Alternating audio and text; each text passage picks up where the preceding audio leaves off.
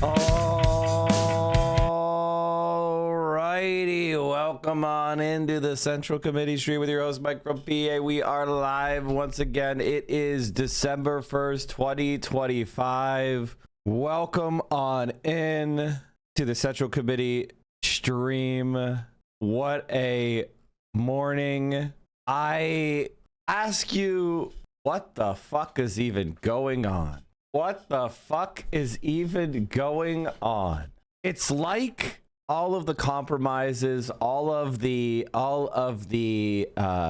maneuvers, all of the micro sellouts have all kind of distilled into a period of time where literally every edifice, every pretty little lie, everything we tell ourselves about our own goodness, our own righteousness, has been totally stripped away. There is no longer even a scrap of cloth to cling to, even to hide our own eyes. It's like trying to block the shine from a nuclear blast with your mother's quilt or your grandmother's quilt. It doesn't matter how much you shut your eyes or bury your head. The gamma rays are hitting your fucking eye receptors. It doesn't matter. You're getting hit. You see it. You can't avoid it anymore. Donald Trump is pardoning one of the world's most notorious narco traffickers and corrupt officials in the history of the world. Meanwhile, they are murdering innocent Venezuelan fishermen in boats, claiming that a war with Venezuela is about narco trafficking, even though basically no drugs come from Venezuela, let alone things like fentanyl, which is the key killer of hundreds of thousands of Americans. The United States of America is 100% exposed for what it is. I tweeted right before I came on, and it is: the Trump administration is just ripping off every mask about the nature of American foreign policy as hypocrisy, aggression, theft, and dehumanization is necessary. If we are to remove the blinders from the people, we must dismantle all U.S. overseas bases. The United States of America, for a while, had an argument that it was the custodian of the peace following World War II. You may not like the United States, but Pax Americana, you know, you will mostly be left at peace as long as you play by the rules and you let capitalism exist and you don't go too far left. That was the lie. A country, you know, if you work real hard, you'll be able to climb up the ladder of development. Except no one did. No country but one, or maybe two, have climbed the ladder of development under the American of Pax Americana. I think you could argue that, I mean, Japan was already developed. That's why they were able to fight in World War II, right? So maybe South Korea, is that one? Maybe Poland has improved. Maybe Chile after Pinochet was destroyed. There's really no wins under the American umbrella. It's actually shocking how bad and concentrated the wealth has been under American power. The only country that I've left out, China, did so because they did not allow themselves to become vulnerable to the United States. They took some pretty shitty deals, but the deals gave them the space to maneuver and develop their country. They mollified American consumers and American capitalists with billions, trillions in profits. Well, and they silently and steadily raised quality of the infrastructure, the education system, the health system, the electrical capacity, the grid, their like China is really the only country that has been allowed to develop and maintain a certain level of strategic independence from the United States. It is the only one. Every other country is either an outright colony or a vassal of the United States. And that means every single country in Europe. Every single country in Europe is an American vassal. It is not, it has no identity. The European Union is simply the colonial administration of the United States in Europe. I really don't know what we even say going forward from here. The United States is feral. The United States of America is feral. And Eastern Europeans are even lower on the total. Oh God, what? You guys are fucking. You know what Ukraine was like under the post-Maidan coup? You know what it was famous for? Corruption and child abuse. That's what the world of Ukraine was. The Euromaidan government of pure corruption and Nazism. Now a story is emerging that Pete Hegseth ordered the killing of people in the boats that were floating in a shipwreck. I want you to understand something, chat, that this is fascism. And many times in World War II, machine gunning down sailors who were no longer in the fight, who were floating in the water, was considered to be one of the most abhorrent war crimes you could do. And that was against near peer adversaries. American sailors rescued American sailors would capture or rescue Japanese sailors. If we machine gunned them down, it was considered to be a war crime, and vice versa. But apparently, Pete Hegseth said, kill them all. So not only was this an attack on a non-military vessel at a time of peace, a war crime. I want you to understand that, chat. Attacking a ship or attacking a boat that has no military value, is not engaged in combat, does not have markings of a military vessel, was not being detained, did not resist, just blowing it up is a violation of the laws of the sea. Do you remember how people like Bosch and liberals were like, I'm sorry, but we have to support attacking Yemen because they're violating the freedoms of the seas. You remember that? Remember how it was like, yes, they are trying to blockade Israel, but and Israel is doing a genocide, but you have to allow freedom of the seas. Do you remember that?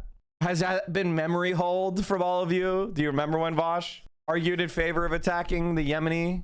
Do you remember? Why is it, and other liberals did as well, why is it that no one's calling on the United States to be attacked? Why is nobody talking about forming a coalition of the willing to contain the United States militarily? Would Europe allow us to seize Greenland? Would Europe allow us to seize Sicily? Like, what level of humiliation are you willing to accept, Canada? Did we take Vancouver Island? Did we seize Alberta?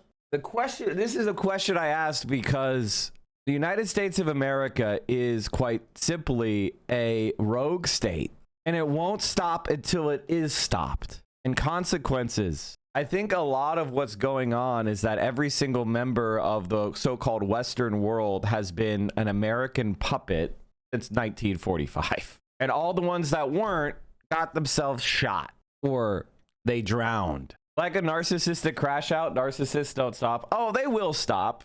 They stop the moment they get stopped. They run away the moment they get the energy. Once somebody who is a narcissist and an evil piece of shit gets stopped, suddenly they're a victim, and oh, poor little me. That's Donald Trump in a nutshell. All right, what else are we talking about today? We were talking about Hasan interviewed Mamdani on whether he will challenge the Democratic leadership. We'll be covering that later. China is just basically winning. The Honduras election is too close to call. Many people claiming irregularities. And as the United States goes more and more wild, Republican support is cratering. Republican support is cratering. So where is the resistance? They're too busy, quiet, attacking the left, fomenting intra-party fights. And you know what? I say bring it on. We're not going to have this big popular front with liberals. I want you to understand that. If somebody calls themselves, like, if they know what liberalism is, if they know what neoliberalism is, and they call themselves that, they are your enemy. I need you to fucking stop pretending like this is going. And I know a lot of socialists or self-described socialists who think we can work with these people. We cannot, guys. Just because it's logical, just because it makes sense, they don't want to work with you. They are like, stop it. It's embarrassing at this point. It's embarrassing at this point to try to want to form some sort of coalition with liberals. Get some self-confidence. The liberals. Every time typically in a headline, if there's a question posed, the answer is no. But when I put a question in my titles, 95% of the time, the answer is yes. General, a lot to sort through here, and yet it really does seem simple. Andy McCarthy, a very conservative legal commentator who has supported Republicans for, it's the reason he's a Fox News contributor, because he is conservative in his worldview in writing things. But Andy McCarthy puts it two ways. First of all, he says he doesn't think this constitutes war, attacking these boats, and says if it doesn't constitute war, it's murder. But even if you believe, and he says, even for argument's sake, if you believe that this constitutes war, well, then it's a war crime. That lays it out pretty starkly, General. I'm curious, based on everything you've seen over the weekend, including Pete Hegseth bragging about this on Friday and Saturday, Republican congressmen or senators bragging about it on Sunday. I'm curious your thoughts, and please clear this up for us. You just walked through about 6 or 7. I think one of the things that has happened is everyone's a 12-year-old. I think, like, I do think that this needs to be laid out. Everyone is a 12-year-old. Whenever I watch conservatives, honestly, it's like they're 12 and intellectually 12 and emotionally 12. They think it's funny that they're breaking the rules. When you were 12, did you ever throw a spitball against the blackboard chat or trip your friend, subtly stick your foot out as they were walking? Or did you ever do something a little bit dickish as a 12-year-old just to watch someone get mad and then laugh? And I've talked about this for a long time, but I think of the Republican Party, and I source this. This is something that I said during the election. As I said, it was the party of class clowns versus teachers' pets. Matt Crispin has said the political parties are don't be an asshole versus don't be a pussy. Basically, if the words don't be an asshole is something that is more frequently in your mind, then don't be a pussy. If you're one of those people that's worried about being a pussy, you're voting Republican. If you're worried about being an asshole, you voted Democrat. That's our political system. And the Republican Party is now adding in, it's reverting, because the don't be an asshole versus don't be a pussy is like high school level mentality. We're now reverting to, ha ha, I broke the war crimes convention, ha ha. I also think we're starting to get to the point where the underlying essence of politics is violence. The underlying implied logic of politics is domination. Who commits violence against whom? Who dominates whom? That is fundamental question of politics. If you think the answer of politics is no one should be dominating anyone, well, then you are being dominated because you don't understand the essence of what's happening. Marxists say that the big class of humanity, the working class, should dominate and dismantle the dominators. But in order to dismantle the dominators, you have to dominate the dominators. You have to actually rip the reins of power from their hands. And that involves politics. There's an old conservative saying about how, like, good times create, strong men create good times create weak men create bad times create strong men. That is one of the cliches of the conservative kind of things they tell themselves, right? The one kernel of truth to it is that systems are sustained by people willing to die for them. Do you have anything you would die for? Anyone? Anything? Any belief? I think the answer to that for many of us is yes, but for liberals, the answer is nobody needs to die for anything, as their government slaughters millions of people around the world to sustain its own power. Suddenly, dying for something is totally acceptable as long as the targets are in a propagandized enemy. Do you think Venezuelans are really that different than Americans? Do you really think that Chinese people are really that different than Americans when it gets down to it? I think one of the things that's really frustrating me overall, and one of the reasons that I'm kind of entering a stage of my political thought where we've got to sharpen up. But at the same time, there's a conflict because I want to also be more persuasive. It's in contradiction. I don't want to become unpersuasive and unapproachable by regular people, but at the same time, I need everybody to sharpen up. And I worry that getting too sharp makes you ungraspable. And I just don't understand what to do here, because we are facing a situation where we are so far away from having a coherent, strong movement. It's like pretty painful. And even when we do have some successes, they're choked with liberalism.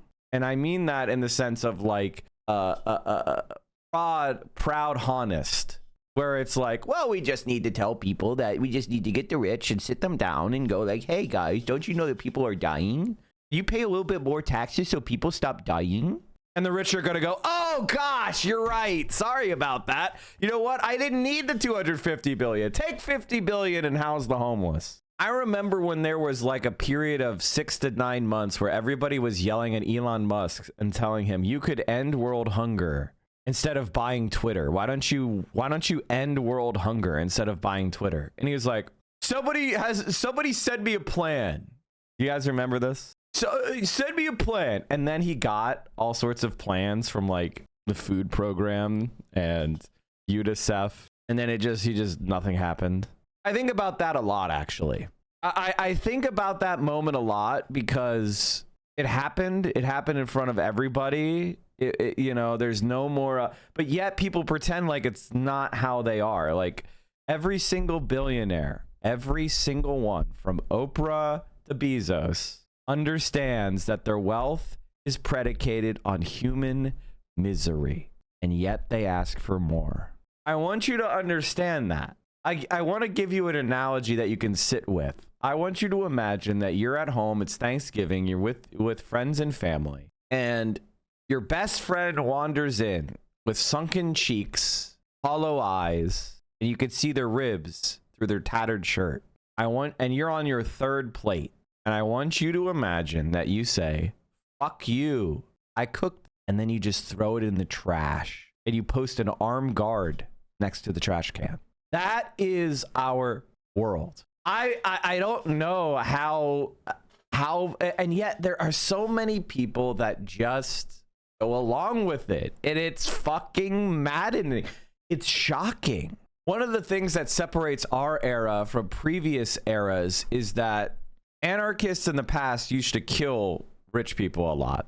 Anarchists of the past used to assassinate rich people a lot. Like that used to be a thing. Like the Princess Sisi of the Austro-Hungarian Empire was walking around with a friend of hers, the Duchess of fucking some such title, in an Italian street. An Italian anarchist saw her. He grabbed a sharpened fucking nail file and he stabbed her to death on the street. World leaders, industrialists, the greediest of the greedy, used to be killed by these people. That is a fact of history. I, for one, don't like that. I think propaganda of the deed is ineffective. I think it actually gives them a lot of power for, especially in media. They can go like, oh my God, they've struck down the CEO of this beautiful health insurance company, and all he did was kill 10,000 people from wrongful denials of claims last year, but he won a bonus! A bonus! Think of the unspent bonus! I think of the video of that journalist running up on Peter Thiel in the street asking questions while he's walking, and I'm just like, I want you to understand something, chat. I think that if you are interested in what these billionaires have to say at this point, you're a rube. You're the rube. You're the fucking rube. All you should be doing is trying to figure out how we take the wealth back for ourselves. That's it. That should be it. They have nothing to say. I've listened to them all, and every single one of them is a fucking joke. Legitimately, every billionaire is a fucking joke. It's a cosmic joke they exist. They are not men of extraordinary ability. They are not men, mostly men, of extraordinary insight. It's like going up to fucking Powerball winners and going, how did you buy the ticket? And then being enthralled by the answer. Well, I was picking up a Slim Jim and I saw that the jackpot was $1 billion. So I just threw threw down a 20 spot and said, randomly generate it for me, brah. And you know what? I got the number. Oh my God. The key is buying Slim Jims right before you buy it, guys. That's where you fucked up. You didn't buy a Slim Jim. That is American culture. You crack the code. I think the one thing that really is just, and I'm sitting here ranting because I've reached a point in my life where I'm now at a contradiction. My analysis is correct. We figured it out. We've been right about literally everything for years at this point. And I have tried my best to present these arguments in a concise way. I've tried to not be an egomaniac and failed many times. But now we're at this point and we're like, okay, now what? Like, we all know what's happening here, where none of us are confused. We predict everything. Like, for example, how's Mark Carney going? Guys, remember when Mark Carney got elected? You guys remember what happened in my chat? Remember when I said this guy's a neoliberal and you guys are fucked? And everybody was like, no, it's Mark's Carney or whatever the fuck. Remember how many dumb Canadian libs were yelling and getting mad when I was like, this guy fucking sucks. You guys are screwed. Do you guys remember that? Remember how I went through his history and his biography and I said, oh yeah, you guys are cooked? I mean, I don't know if I posted a video on my YouTube or not. He's Mark's Carney. Remember that? People got mad at me because they were like, no, Hasan disagrees with you. And I was like, no, I don't care what Hasan says on this. He's fucking trash. My lib parents are saying his version of austerity is realistic. You know what austerity does to your country? It destroys it. 52% of Canadians and 57% of liberal voters think Mark Carney is more progressive than Justin Trudeau. None of these things mean anything to people. I want you to understand this. And I've said this for a long time. Nobody knows what any political label means. If you accurately know what a political label is, you are in the 1%. No one knows what it is. I talk to you guys every day, and half of you have no idea what they mean. And you're smart people. All right, let's take a look. Sorry for the rant, but like, Jesus Christ. Our top story this morning is lawmakers from both sides of the aisle demanding answers from the Trump administration about recent U.S. military operations in the Caribbean. This bipartisan scrutiny comes in the wake of new reporting from the Washington Post that one attack on a boat suspected of smuggling drugs, a follow-up strike was ordered after the initial impact survivors on board. According to the Post, citing two sources with direct knowledge in a September 2nd strike, the first in the administration's ongoing offensive, Defense Secretary Pete Hegseth gave a verbal command to kill everybody on the boat. And it bears repeating, know who was on. After the missile hit and the smoke cleared, two survivors were seen clinging to the wreckage. The paper goes on to report that the Special Operations Commander overseeing the attack then ordered a second strike to comply with Hegseth's instructions. By the way, when that strike was ordered, the person ordering that strike knew that was a war crime. And we'll talk to the general in a second. It's been part of international law. It's been part of the laws of war since World War II. No, it's been part of the laws of war well before that. Well before that. Rescuing helpless sailors in the water, when practicable, has been part of the laws of war since the 19th century. Now, obviously, if you're in a battle, you're not going to stop the battle in order to rescue enemy sailors. But if the battle is over, there's people in the water, and you have the brig capacity, you try to rescue people. Like, that's just period dot what it is. That's why they have brigs. Knew that was an illegal action, that could constitute a war crime. And as the Post puts it, the two men were blown apart in the water. MS Now has not independently verified the report by the Washington Post. President Trump put out this video of the attack later that day, but it did not show any footage of a subsequent strike. Now, Republican-led committees in both chambers of Congress are pushing back, and the top Republican. I mean, here's a book. Here is a study by the U.S. Naval War College on international law studies on 2014. Duty to render assistance to mariners in distress during armed conflict at sea A U.S. perspective. The maritime landscape, both operationally and legally, has changed significantly since the first edition of the Commentary on the Second Geneva Conventions in 1960. The Geneva Convention 2 establishes a legal framework for the humane treatment and protection of victims of armed conflict at sea. In this regard, Article 12 requires parties to the conflict to respect and protect, in all circumstances, members of the armed forces and other individuals falling within the scope of the convention who are at sea, who are wounded, sick, or shipwrecked, without any adverse distinction founded on sex, race, nationality, religion, political opinion, or any other similar criteria. And paramount to achieving this core objective of humane treatment, the parties to the conflict are required after each engagement and without delay to take all possible measures to search for and collect the shipwrecked, wounded, and sick without discriminating between their own and enemy personnel. This obligation has its origins in Article 16, subsection 1 of the 10th 1907 Hague Convention, which provides that after every engagement, the two belligerents, so far as military interests permit, shall take steps to look for the shipwrecked, sick, wounded, and to protect them against pillage and ill treatment. The main difference between 1907 and 1949 convention is that the phrase "so far as military interests permit" was replaced with "take all possible measures," thus applying the stricter requirement adopted for war on land to war at sea. This is basically U.S. naval policy. Donald Trump and Pete Hegseth carried out a war crime under U.S. law. It's not complicated here. It's not like I'm being a hippy dippy socialist or some shit. These guys are war criminals. They deserve to get the maximum penalty. I'm not a liberal. I'm not pointing at these laws because I think laws matter. They are a piece of fucking paper. That's the blinders being ripped off. Are you willing to storm and arrest Pete Hegseth? If you're not, well, now there's no system set up to keep us on the guardrails. And the Democratic Party said, "Oh, I'm concerned. I'm concerned. It's disturbing. Oh my God, you're so concerned. You're so disturbed."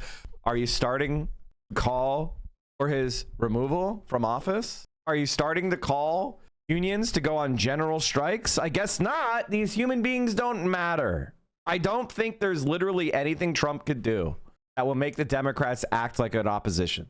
7 different people who are highly respected, Joe, in terms of their legal dynamics. I'm not a lawyer, but I will tell you that if a senior official urged someone else, a military person, to conduct such a strike, then we are morally bound to ask additional questions. Any democracy should be asking, were these unlawful orders? It appears they were. Were they issued or were they implied? We don't know that. That's part of an investigation. Did the service member feel pressured to act unlawfully? We don't know that either. Were there the attempts to suppress the supporting? Was additional guidance provided? These aren't political questions, Joe. These are constitutional ones, legal ones, and moral injury ones, because soldiers or anyone who is asked to pull a trigger in this kind of situation not only does it illegally based on what they've been taught, but that also creates, the reason we have these rules is to avoid moral injury for those individuals. And doing any of this, along with some of the other things that we have watched happen, the Secretary of Defense disparaging legal oversight, sidelining JAG officers, eliminating the press to report on such actions or treat accountability for such actions as the enemy. They do more than risk unlawful actions. They weaken the moral foundation that makes our military so great. Because a military that abandons abiding by these kinds of laws, Geneva Conventions, law of land warfare, they cease to be American. And a military that fails to investigate serious allegations of this kind of conflicts invites tragedy at the strategic, the moral, and the human domain. Hey, I got to tell you, Joe, it was interesting to me watching just a few months ago the Secretary of Defense talking to the generals and admirals and their senior enlisted advisors at Quantico, that he brought up this very issue and said, hey, we're no longer going to pay attention to these very strict rules of engagement, and we've got to eliminate this kind of stuff from the Department of Defense. Well, we're seeing it now. And it's an ugly, ugly scene. And truthfully, I hope Congress gets on this very quickly and provides oversight to determine what happened. The one other point I'd make is last night I saw the president say, Pete told me it was okay, that he didn't conduct a second strike. Well, that's easily disprovable, because if there were any weapons used against these boats, they were filmed. They have to be filmed because it's a laser paint of the ship. We had the first part of the film. Was there a second part where we can see exactly what happened? There's pretty clear evidence in all this. This is a very good point. Again, Pete Hegseth, Republicans bragging about the kill strikes, killing everybody in the waters. Right now, it's a dangerous time legally for Pete Hegseth. It gets more dangerous if he is spending this time furiously going around, trying to cover it up, trying to make phone calls. I'm not saying he is. I'm saying this is when people really get in trouble in his position, because he's been exposed. He's got the House Armed Services and Senate Armed Services Republican chairman getting the evidence. There are 5 people that are already talking about this. This genie is out of the bottle. And that's why nobody has said that President Trump knows what was going on, but they certainly have said Pete Hegseth delivered the kill order. And so now if Pete Hegseth is going around trying to cover this up, this is when a situation goes from being very dangerous for him to being even more dangerous. So it is there. The evidence is there, and there's no circling back. Doesn't matter that you now are only letting people like Chinese religious cults cover your Pentagon, and that you've kicked out all the real news services. The Washington Post, the much maligned, led us over the past 6 months. And the evidence is there. The names are there. The House Armed Services Committee, the Senate Armed Services Committee, they've got the details, getting the details. And how interesting, the Democrats, when they released that video a week or 2 ago, 3 months after these kill strikes and the kill orders, the alleged kill orders, they knew what was going on. It's hard not to believe not the reason. And that would certainly explain Secretary Hegseth's really over-the-top reaction to the video. Perhaps he knew this saying was... to execute, that's what I was thinking. Saying to execute them after, as Andy McCarthy said, if the reporting is right, that Pete Hegseth is the one who has put himself in an extraordinarily dangerous legal situation. Yeah, and certainly let's not understate this. This is a very serious matter. As our friend Tom Nichols and others have pointed out in recent days, this type of incident where survivors were shot as they were clinging to a boat, that happened in World War II. Japanese soldiers shot Americans who were clinging to boats. Those Japanese soldiers were later convicted and executed. Because that is indeed a war crime. That's how serious this is. And David Ignatius, it comes at a moment where the drums of war are beating loudly right there in Venezuela. We have seen President of the United States in recent days. If a single person is not subject to the law, all the rest are necessarily at that person's discretion. Of course. And that's the essence of conservatism, is they want to create a category of law that binds you and protects them. I mean, like that, I don't remember the source of that statement, but it's so pithy, seared into my brain, because that's what conservatives try to do constantly. Donald Trump just pardoned one of the worst worst drug traffickers in history. Like, what are we doing here? What are we doing here? Just yes, there'll be land strikes, and potentially soon, even as he talks to Maduro. We have By the way, okay, if machine gunning U.S. sailors is a war crime that deserves the death penalty, which is what he said, right? Are you calling for Pete Hegseth to be put to death? If Pete Hegseth was in the decision chain and he ordered these men to be killed who are in the water, are you saying that Pete Hegseth should be prosecuted and executed? If not, why not? Why is that left unsaid? It doesn't make sense. You drew the logical conclusion. Take the step forward, liberal. You're not even calling for him to be impeached. Also seen him, this operation is allegedly to cut down on drug trafficking, yet we have seen the President of the United States issue a pardon for the former president of Honduras, who was convicted as being a drug cartel leader, more or less, and funneling drugs from Honduras through Venezuela to the United States, saying he wanted to put it up Americans' nose, his words. And now we saw Trump last night on Air Force One try to create some distance between himself and Hegseth. And we don't know yet. We don't know yet. We may, as General Hertling just pointed out, we may know what he knew in terms of these strikes. We don't yet. But there is a sense here, this is a significant moment. Trump wants nothing to do with it. Republicans, and it's rare, it's been rare this year, Republicans defying this administration, demanding answers. So the military and strategic policy situation towards Venezuela in Central America is unclear. One thing that is, I think, increasingly clear is that the administration, Pete Hegseth specifically, has been trying since February to strip away the kind of legal protections that might have prevented, is alleged to have happened on September, when this boat with 11 alleged drug runners is shot out of the water and the 2 survivors are then taken out in a second strike. What happened in February was that Hegseth fired the top lawyers in the military, the people who were there to give commanders advice about whether orders are legal or not. That's their job. Their job is to say, Mr. Secretary, Mr. Commander, General, that order to fire on a boat, let's say, violates the laws of war. You can't do it. And they've been in that position many, many times as we've been in 20 years of conflict. They've had to give orders that you can't legally do this. Those people were gone.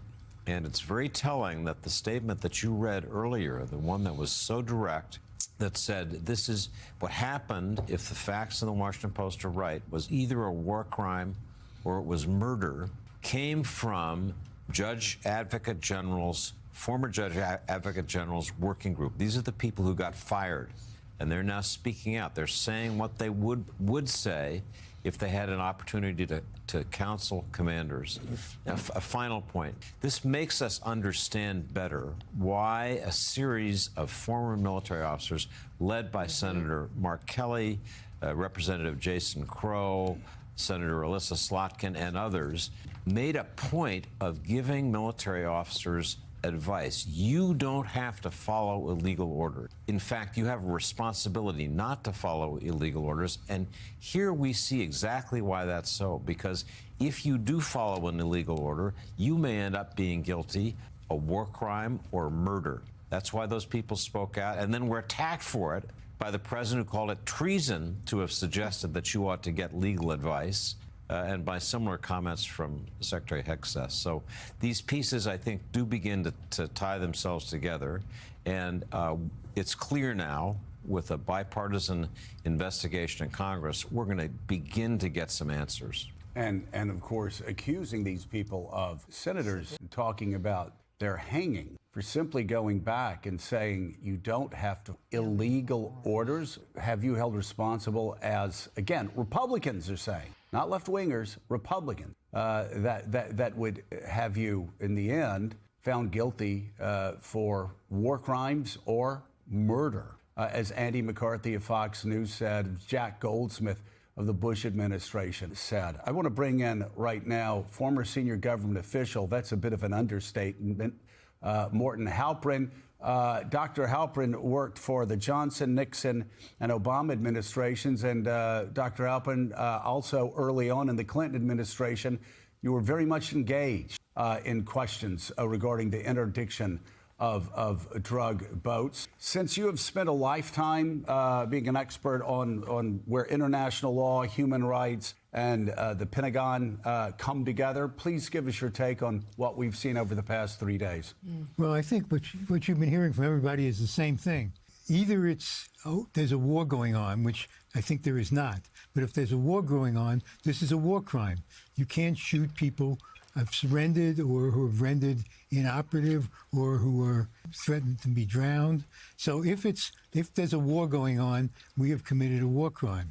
If there's not a war going on, then it's a murder. And not only that, it's done in violation of Congress's intent. Because Congress, when it authorized the military to begin a program of assisting in drug interdiction, explicitly said the military may not be used to arrest people or to engage in combat or the use of force. They were to provide secretarial support, drivers, researchers, various other kinds, but not war. And so this is not only a war crime and an illegal act in the United States, it's a violation of Congress's intent and Congress's clear authority to regulate the armed forces. So in other words, they're committing treason. Wow. Oh my Lord. They're committing high treason. Oh, and they're committing murder and war crimes. Wow. I can't believe it. That's so true. Now what? You're right. Now what? I think what needs to be said and what needs to start being said is that everybody who helps the Trump administration commit crimes is going to go to prison. If you help Donald Trump commit scams, commit crimes, you are personally going to prison. We're going to put you in prison. When Pete Hegseth leaves the Pentagon, he's going to prison. He's honestly, if I had my way, he'd be court-martialed at Leavenworth and there would be a death penalty judgment and it would be carried out expeditiously. I think what people don't understand is that we are entering, America's not going to make it. America's not going to make it. Is the only way to get ourselves back on track has to be such harsh punishment to the elite that they never go down this path again. Like we need a cultural revolution. There has to be accountability where people at the highest levels go to prison. And the only way that that will happen, and there has to be expropriation of the ill-gotten assets, meaning we take the money that they stole. And I think a lot of people, if you're a left-winger or you're a liberal and you're hearing me say that, you're like, Mike, you know, death penalty is bad. I'm against the death penalty. And I am too. In a society of mutual respect and rule of law and clear, non-arbitrary administration of justice, this is not what I'm talking about. I'm not talking about interpersonal crimes. I'm not talking about robberies or even, you know, murders in families and really dark shit. I'm talking about our very political system. And these people are making it so that democracy doesn't matter. And our founding fathers fought a war against the British, and then we fought a war against the fucking Confederates in order to make that not to be true. Basically, in order to make the republic, the democracy that we have, our own. We have the same duty to protect it against domestic enemies. And we need to use means necessary to effectuate that outcome. I really don't understand how we go anywhere from here. I don't get it. I think one of the things, like, I'm starting to get to the point where I've used this analogy before, but let's imagine you're in a plane and you're at 30,000 feet and it starts to nose toward the ground, right? And you're going faster and faster and faster, and you're getting lower and lower and lower. The closer you get to the ground, the more you have to pull up in order to avoid hitting it. When you're at 30,000 feet, you can point straight down and there's not a problem because you have plenty of space, you have plenty of speed, you can level the flight out. But when you get down to 5,000 feet, you're out of time. And it doesn't matter how hard you pull, because if you pull hard enough, the wings will snap off. There is a point of no return where you're too low and you're too fast and your aim and the momentum is too great to be overcome by the airframe and you're toast. America, in my opinion, has already breached that or is about to breach that point. And when you're in the plane, this is the most important thing. When you're in the plane, the moment you pass that point of no return feels no different 10,000 feet earlier. Do you understand what I mean? There isn't some like flash of light where it's like, you're gonna die now. You're just in the plane like you just were. You have the same angle down as you just did, but now the facts are the facts and the time is running out. If you had pulled back on the stick 5 seconds ago, you would have recovered and you would have landed the plane and you would have lived the rest of your life. Because you did not, your life is over. You just haven't hit the ground yet. And there's another corollary for this. How hard you pull back on the stick. So there isn't just one point, right? There isn't just one line where point of no return versus no point of no return. It actually depends on how hard you pull back on the stick, right? Because if you're only willing to pull back on the stick a few degrees, the point of no return is a lot higher than if you're willing to use every bit of the engineered margins to pull back on the stick. Do you get what I mean? That is the reality.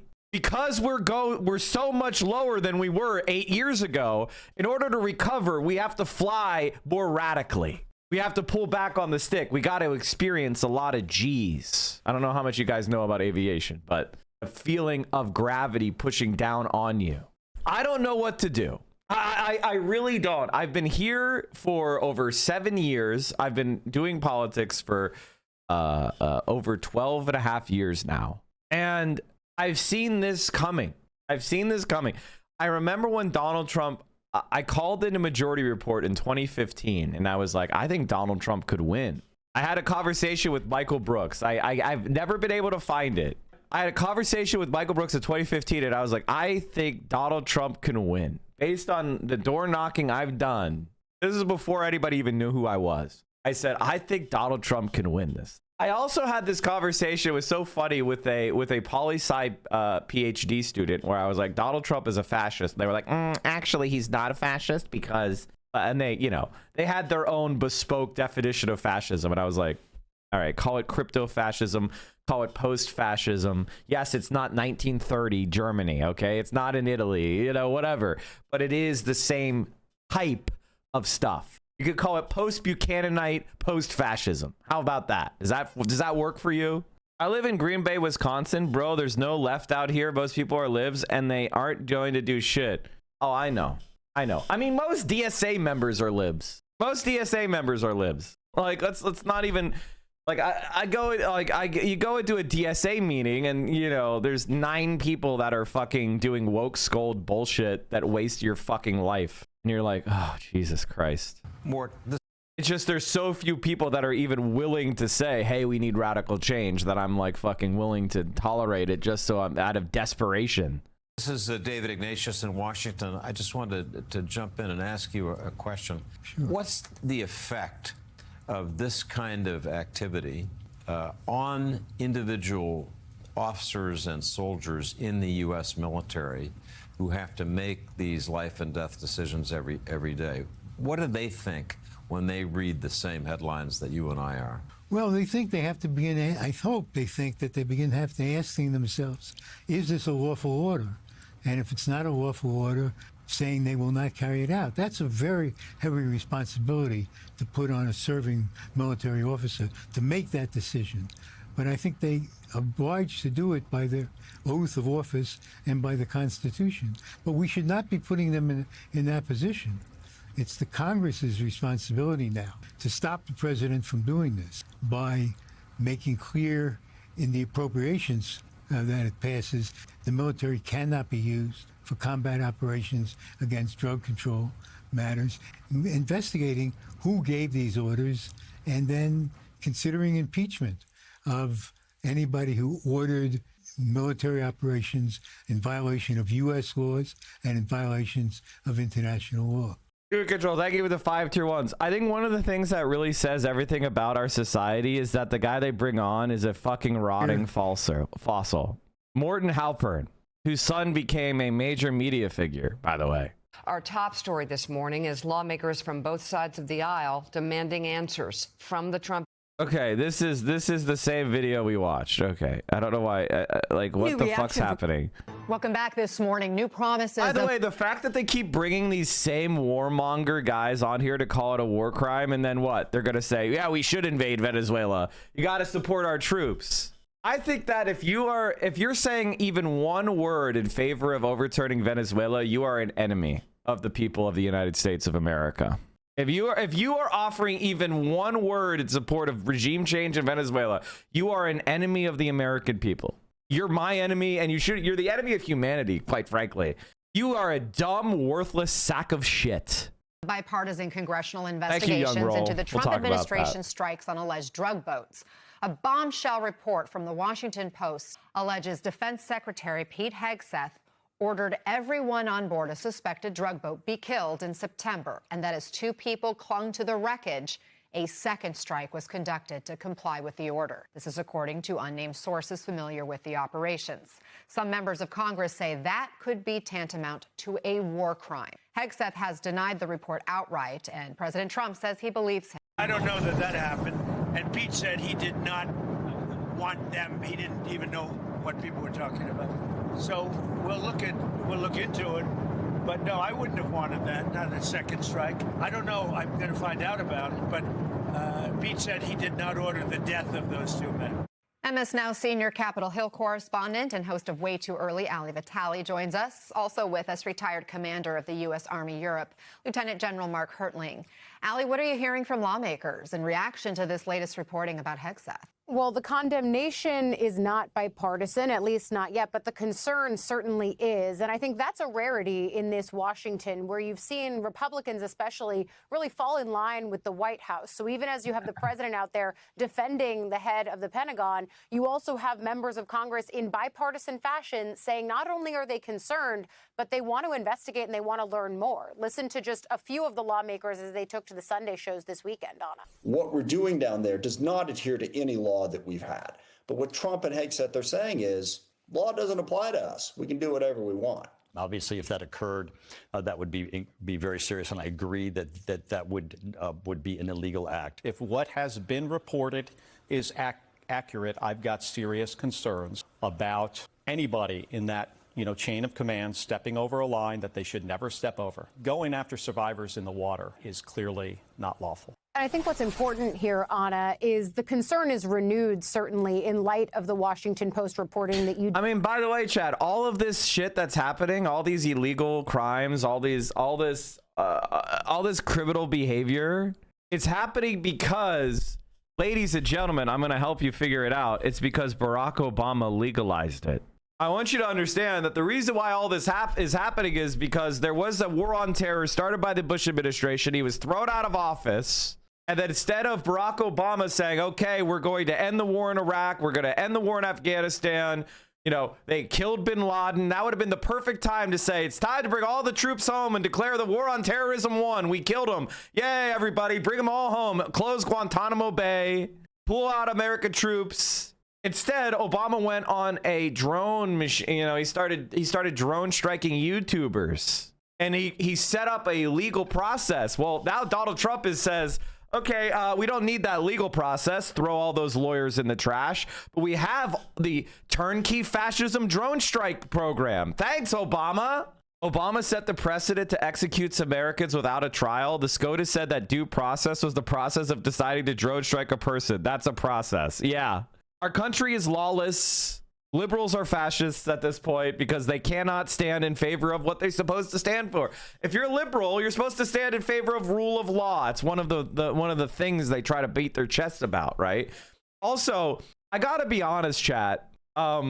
People going like, at least in America, you could criticize the president. No, you're not. No, you're not. If you have anybody who's related to you, who's an immigrant in any way, you cannot say shit. Better not criticize Israel.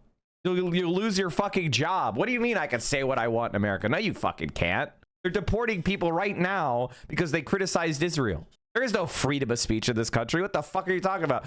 Oh, I love China, but I wish I had freedom of speech like America. What are you talking about? It doesn't exist. Detailed at the beginning of the segment, but there was already concern on Capitol Hill about the way that the administration was going about these strikes writ large. The idea that... Bro, like, what are you even saying right now? Bro, come on.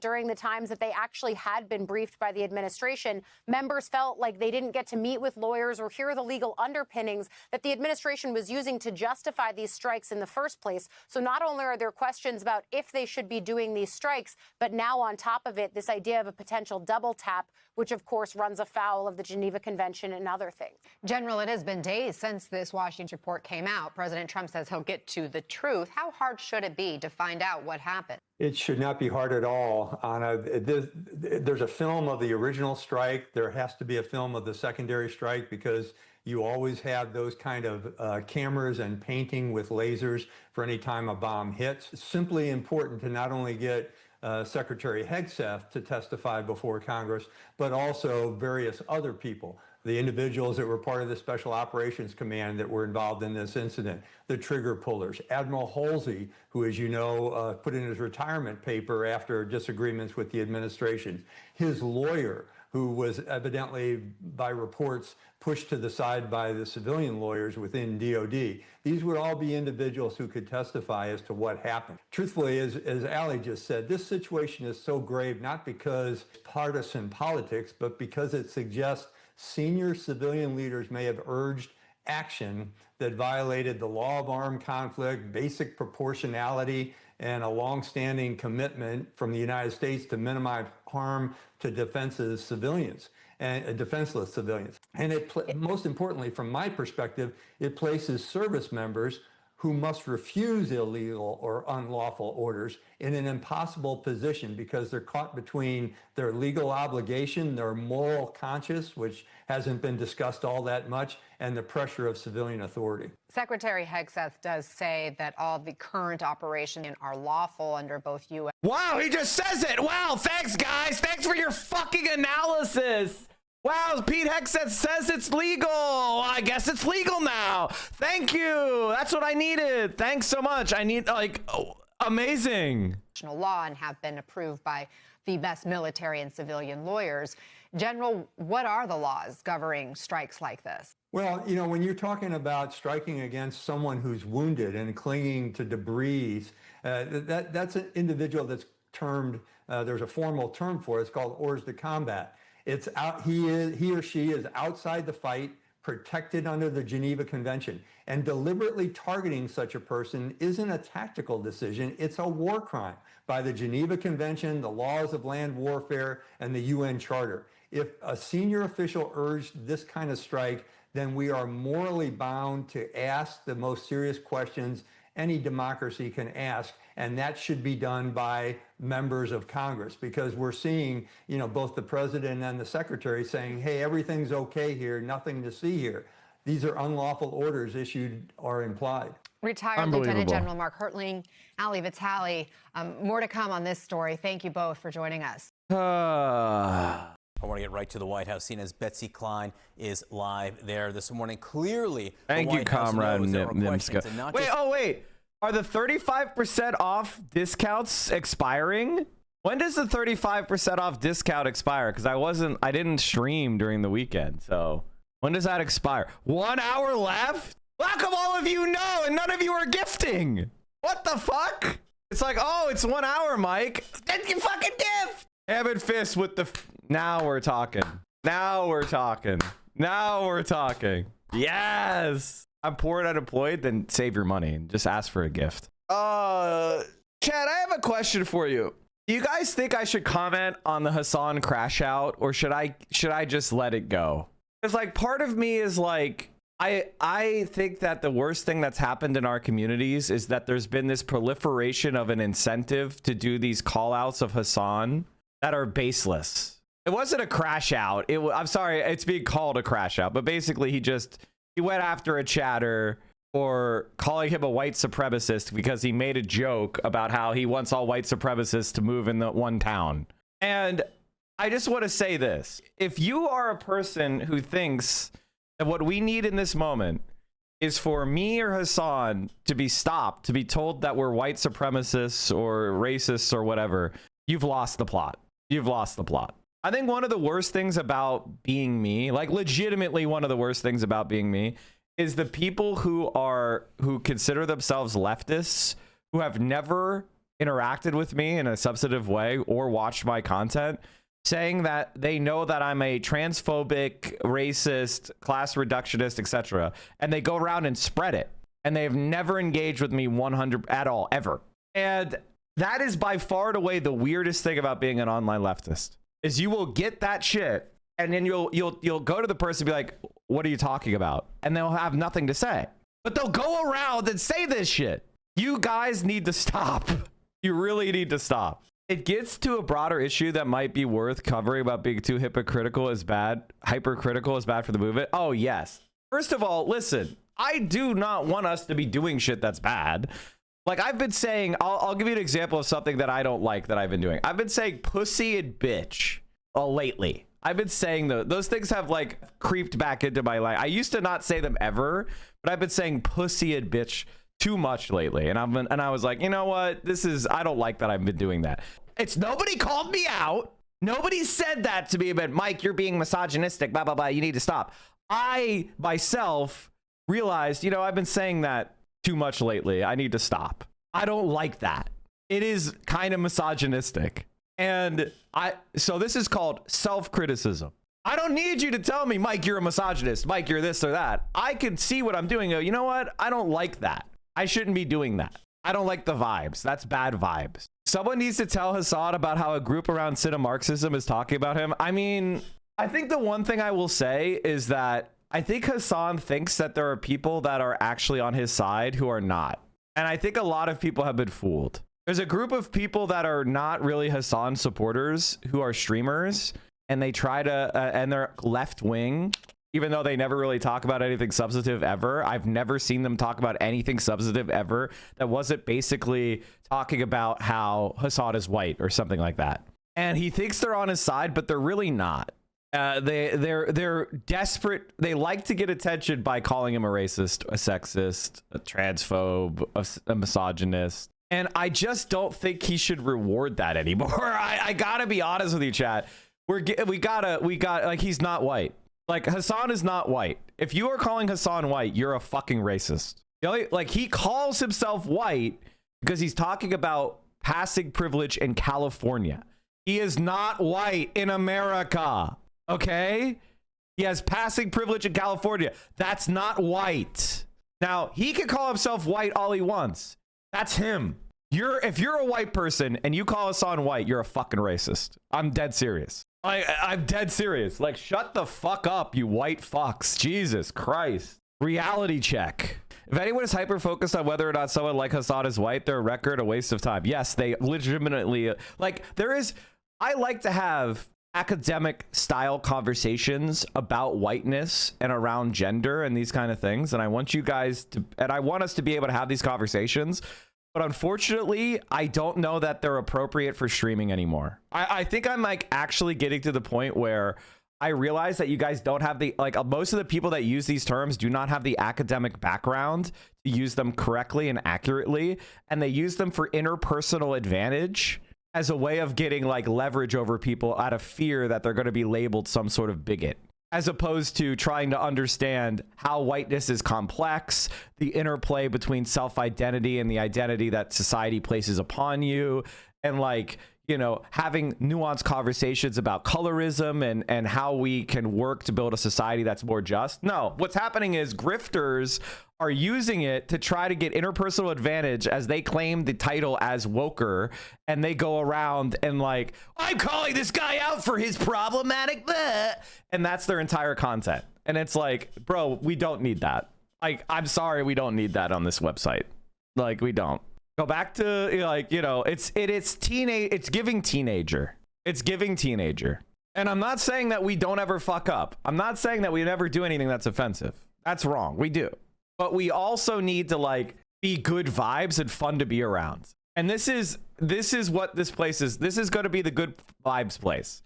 You want to have bad vibes, I'm not going to have anything to do with you. Okay? Like, fuck off. My worst vibes are me being angry at chatters for misusing academic terminology to call someone a bigot who's not a bigot. Like, that's actually, like, that's where I look the worst. That's why I get the maddest. That's where the vibes get the most ruined. And it's not that I'm saying this is good vibes only, because it's not going to be. We're talking about politics. We're going to be pissed off at shit.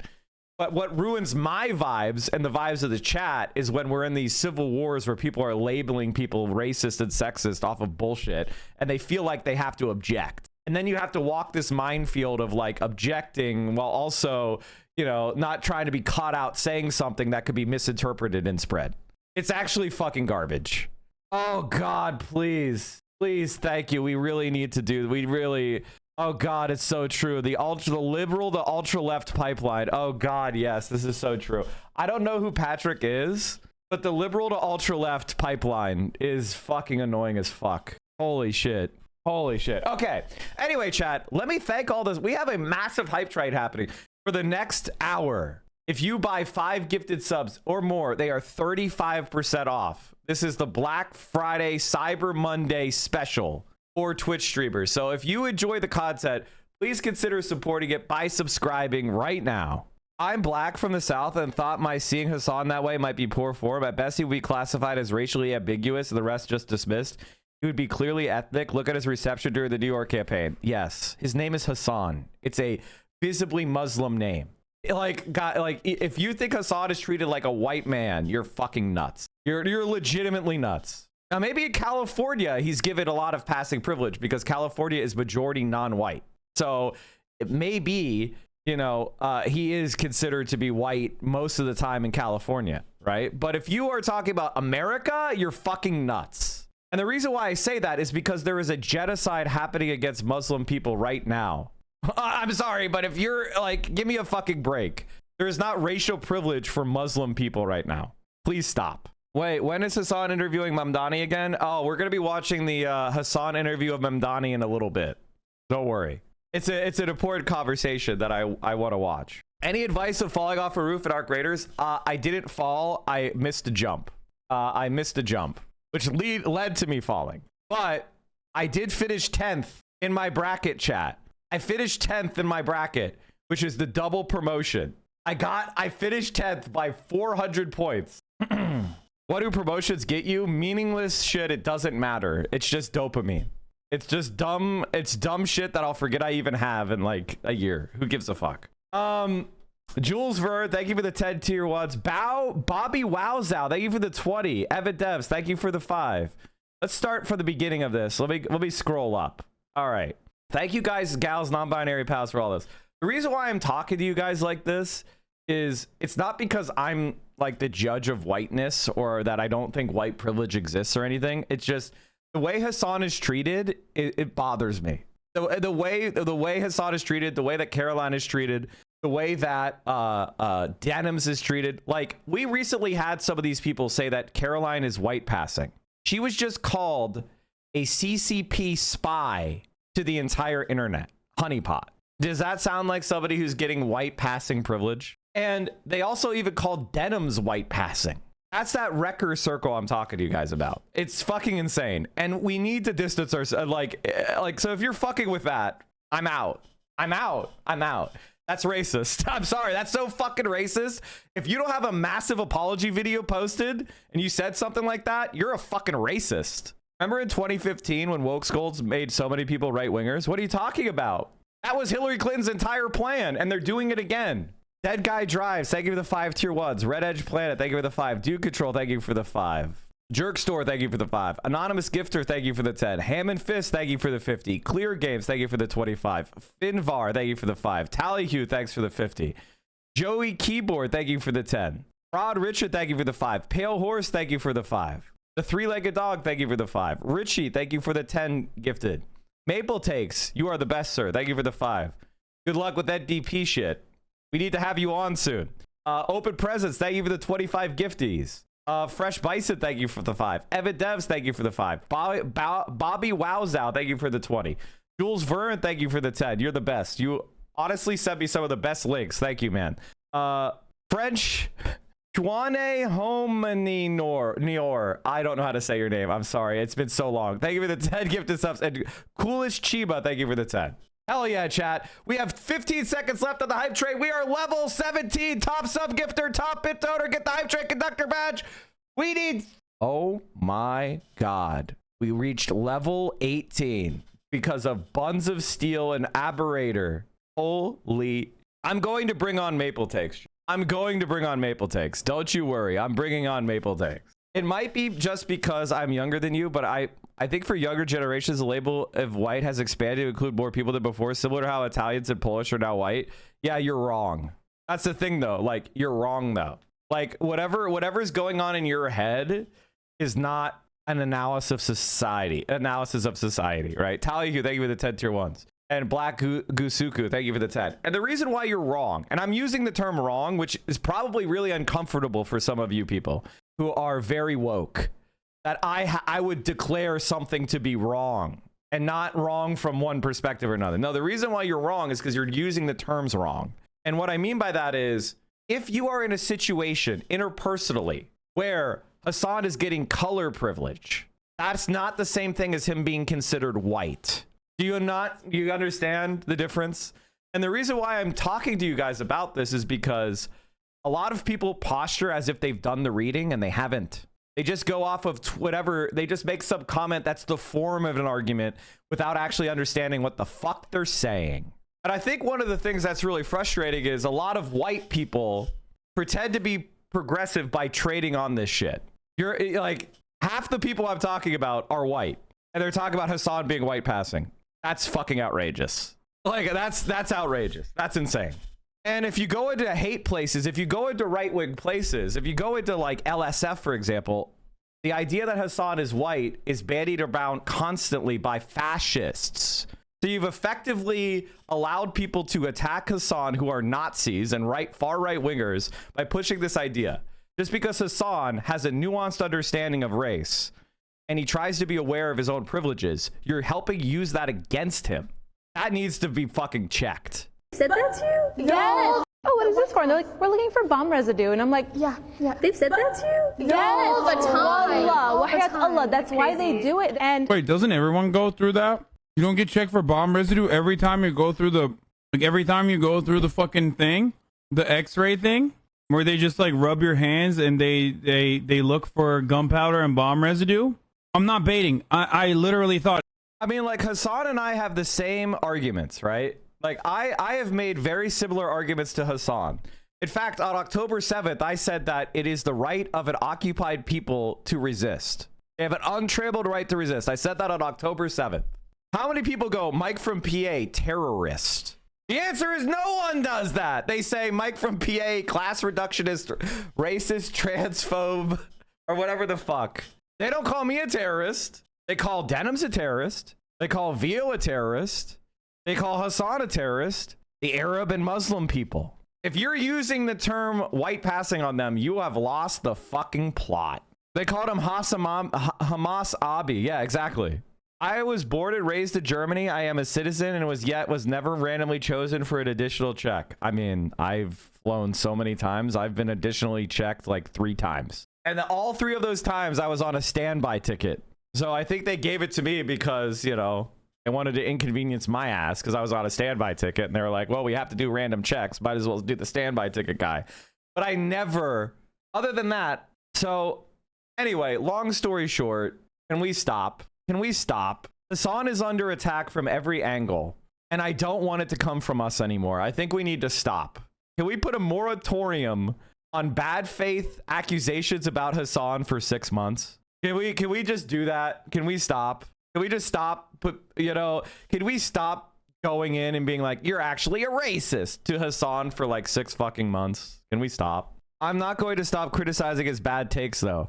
Can you give me an example of his bad takes? Can you give me an example of his bad takes that are racist? Because, like, obviously I'll disagree with him on shit. Who cares? But it's not one of the things you can tell the difference between a good faith critique and a bad faith critique is a good faith critique is about a person's ideas and arguments, and a bad faith critique is about who they are and putting them in a label or in a box. That's the real big difference between a good faith critique and a bad faith critique. A good faith critique would be Mike argues in favor of supporting Zohran Mamdani because he believes that socialism will expand its popular mass base with electoral victories. And I think that that's bad because the problem with socialism today is that we're excessively oriented toward the Democratic Party.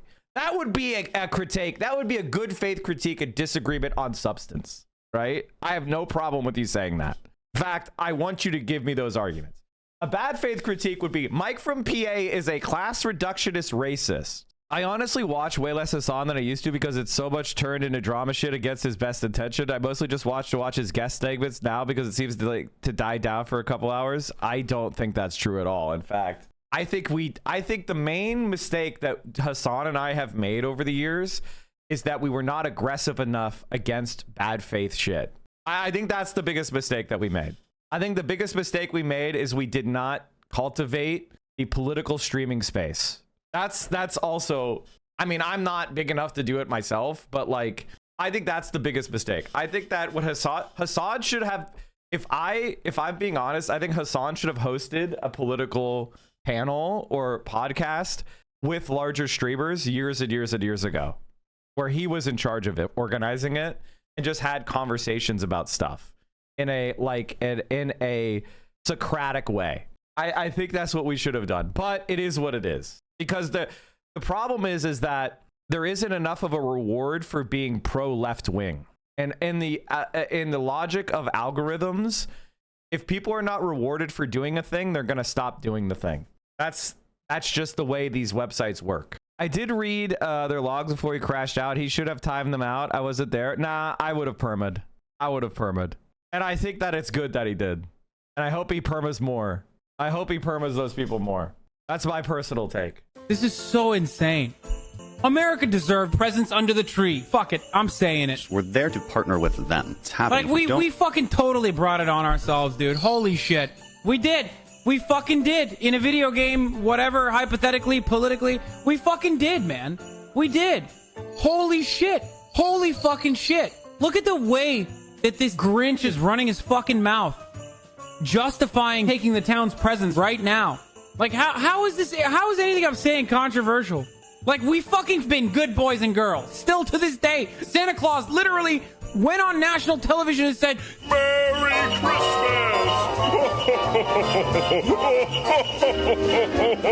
This is so insane. The only thing I've had a problem with Hasan that I've recently was him going to that horse race in Hong Kong, but that's not that big of a deal to me.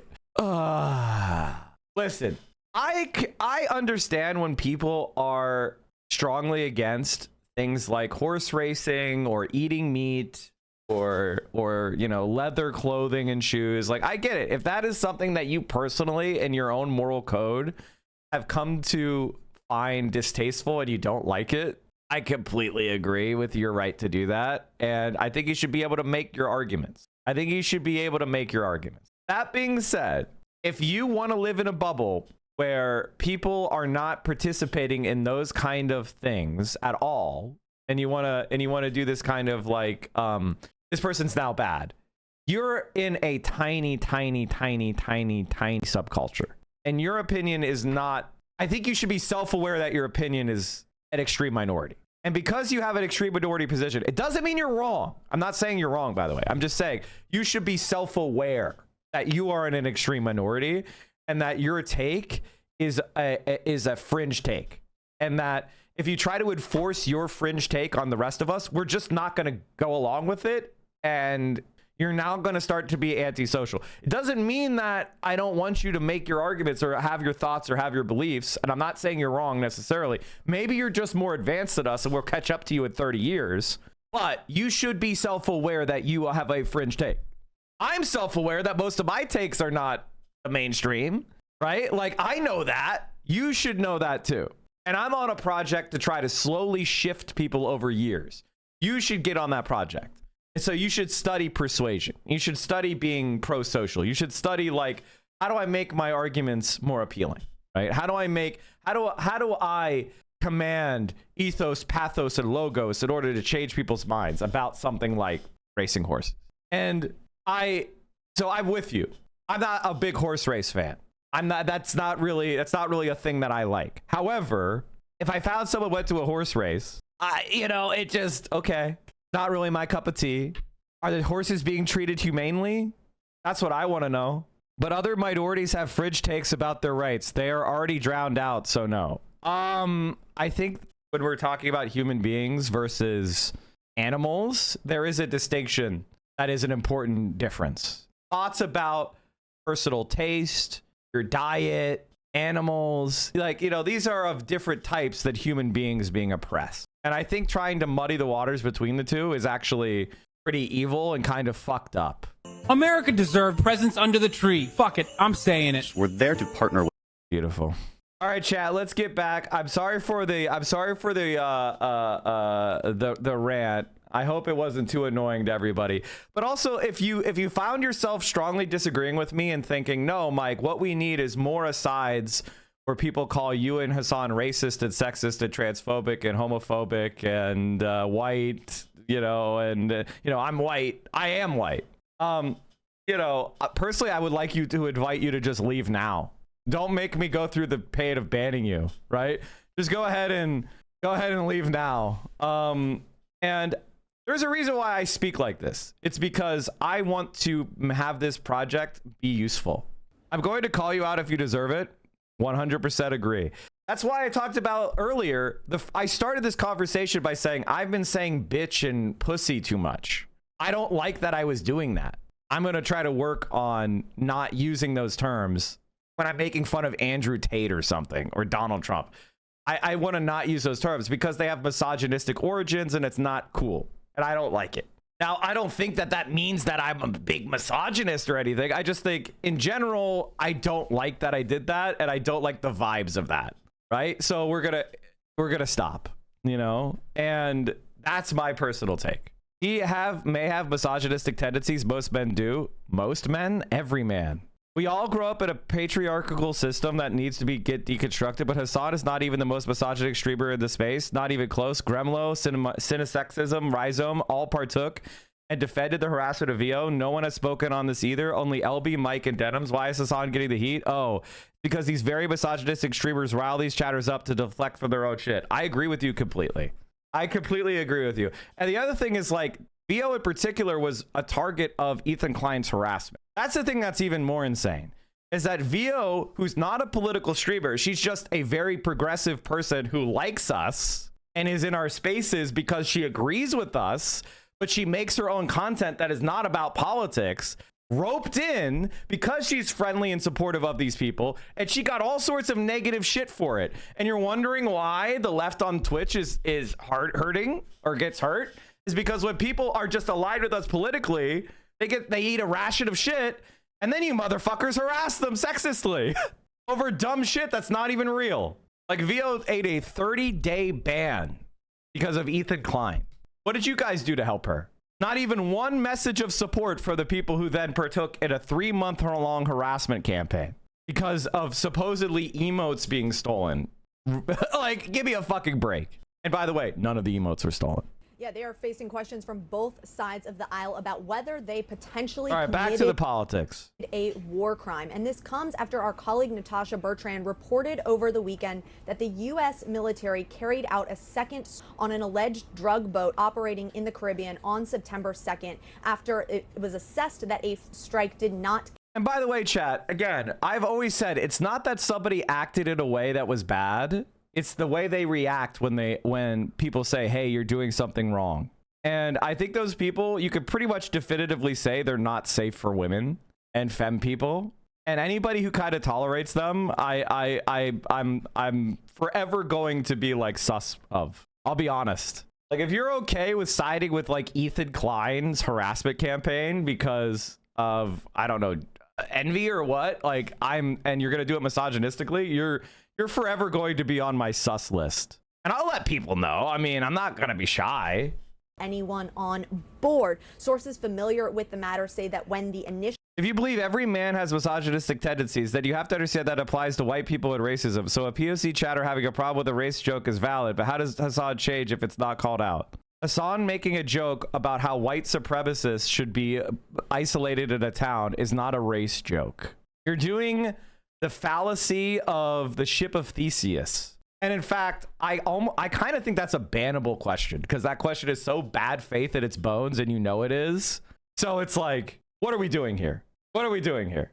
Strike appeared to disable the boat and cause deaths. It was then determined that there were survivors. A second strike was launched on that boat, killing 11 people in total and sinking the ship. Now, one of the sources says that Defense Secretary Pete Hegseth ordered the military before this operation to ensure that everybody aboard killed. It is not clear if he knew that people were alive after that first. Now, lawmakers on both sides of the aisle on Capitol Hill now calling for investigations and questioning the legality of this. President Trump fielding questions from reporters as he made his way back to Washington. Number one, I don't know that happened. And Pete said he did not want them. I finally feel a sense of power when I'm part of a dog pile. Who's been dogpiling? I think the thing that's funny is it's like Hasan doesn't dogpile people. I think that's a little bit of the problem. I think that's part of the problem. I think part of the problem is there's no deterrent effect. I honest to God believe that part of what's Hasan's problem is he doesn't have a deterrent effect. And so it's like Bad Empanada, right? Like Bad Empanada, he had a conversation with Hasan face to face. He had the opportunity to say whatever he wanted. And when he was in that conversation with them, he was a fucking pussycat, right? They got along famously. But now the algo, the views are starting to dip. And now he's just fallen into the algo trap of making anti-Hasan content. And it's like, what a fucking cowardly ass bitch. Even know what people were talking about. So we'll look into it. But no, I wouldn't have wanted that. Not a second strike. If you have a confrontational take with 30 to 40,000 viewers, you're going to get some angry chatters logically. Oh, 100%. That you can never stop. What I can do and what I can say is if you are a content creator and all you do is try to like frame Hasan or other people as racist, I'm not going to interact with you anymore. Like, that's what I can say. Now, the U.S. military has amassed a massive show of force in the region and carried out about 20 known strikes on these drug vessels in the Caribbean, plus one in the Eastern Pacific. There are about 15,000 U.S. troops in the region, along more than... They don't like how unserious Hasan is with the subject. Okay, Bulbasaur, thank you for the clip. I'll take a look. So I want you to understand something, chat, and I really want you to take it in, which is these are streams that are going on for 10 fucking hours, and if you try to find a 30-second clip, we're having a conversational tone. This is not an academic tone. This is a conversational tone. That's part of what makes it popular, is that it's a conversational tone. And that means that there's going to be not every word that's uttered is a firm, considered position point. I'm not going to talk like a politician because you want to analyze it like a politician. That's not reality. If you are trying to analyze us as if we are making politician statements with every word we utter, you are fucking part of the problem. This is a casual conversation. I don't require you to come in here with fucking citations. So you're going to give me the same level of casual conversational space. And trying to pretend that we don't take these issues seriously is just bad faith. Again, bad faith. The tone of this conversation is casual. That means that people may stumble over their words. This isn't a vetted statement that has been edited. This is something that is happening contemporaneously with, as I think I am saying shit, because it's a live show and we're having a conversation. If you're going to try to apply politician utterances level of fucking analysis on here, you're doing something that's inappropriate and bad faith. Now, if I say something in casual conversation that is offensive, or I say something in casual conversation that bothers you, or demands clarification, that's what the chat's for. That's called the conversation. But just like if your friend said something that was a little bit off and you were sitting next to them on the couch, you wouldn't say, "You fucking racist, I knew it, you always knew you were a racist." You would be like, "Hey, what did you mean by that? That came off kind of weird." Or maybe you wouldn't even say it came off kind of weird. You'd just be like, "Hey, what did you mean by this?" You would treat them like a human being, and if you thought they said something fucked up, you would ask a clarification in a neutral and positive way. It's called socialization. I'm helping you with it. Mike, we can tell when people are being dismissive of a subject the same way I know what Asmongold isn't taking the issue concerning black people seriously. I've been watching Hasan for a decade. I'm not calling him racist, but his attitude is concerning. This is a completely fair opinion. I think that is, I'm going to be honest with you. I'm going to be honest with you because you are being manipulated by people that want to make money off of you. I'm sorry, but Hasan takes racism and colorism extremely seriously, as do I. And anybody pushing the idea and engaging in a for-profit stream where they say Hasan doesn't take that seriously is lying to you. I don't know what else to say. And I need you to listen to what I'm saying, which is and not only are they lying to you to manipulate you to make money off of you, they are actually hurting the ability of our streams to talk about the issues of the day, because we have to constantly defend ourselves from bad faith accusations. And because I care deeply about racism and misogyny and homophobia and transphobia and heteronormativity and all that shit, ageism, colorism, you name it. When somebody accuses me of being one of those things, I have to stop and fight against that false accusation in case people think that I'm tolerating that shit. So it derails what we're doing every time because silence could be perceived as acceptance of the charge. Now, I can't stop random asshole, anonymous, no viewer Andys from saying shit, defamatory shit. That's just the way it works on the internet. Anonymous people get to say shit about you and you have very little recourse, okay? But if you are going to put your name to this accusation, I'm going to call you out as a fucking wrecker because it's bullshit. And Hasan doesn't have conversations like this because they'll just get trapped into a cycle of Hasan's chat is so woke. Even Hasan can't handle it. And he'll get trapped into a spiral. But I can. I can have these conversations with you. I can talk to you guys about being socialized. I can talk to you guys about reality. I can talk to you guys about, hey, let's not have a community like this. Because I want you, because if you fundamentally believe that Hasan and I are racist, fucking leave. Because that's crazy. That's crazy. Now, it doesn't mean I don't do things that are problematic or racially insensitive. And I want you to bring those to me. I want you to bring those like a comrade and a friend saying, hey, Mike, you said something you may not know. Hey, like, listen, it could be a problem. Here's the info. Just like you would with people that you care about, right? Like if you had a friend or a family member, they did something that kind of struck you the wrong way, you wouldn't immediately rush in screaming in their face that they're a racist in front of thousands of people. Like I'm on a stage in front of 4,000 people.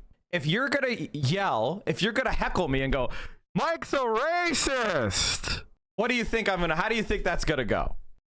Just so you know, this one guy derailed Hasan's streams yesterday too. Is 100% a professional record or just annoying as fuck and needs to go. I'm gonna let them go today. I'm not gonna. I think I'm not gonna do it. Because what happens is, and this is something that could happen, chat, is when one person gets called out by a bunch of people, they start to get into a defensive crouch.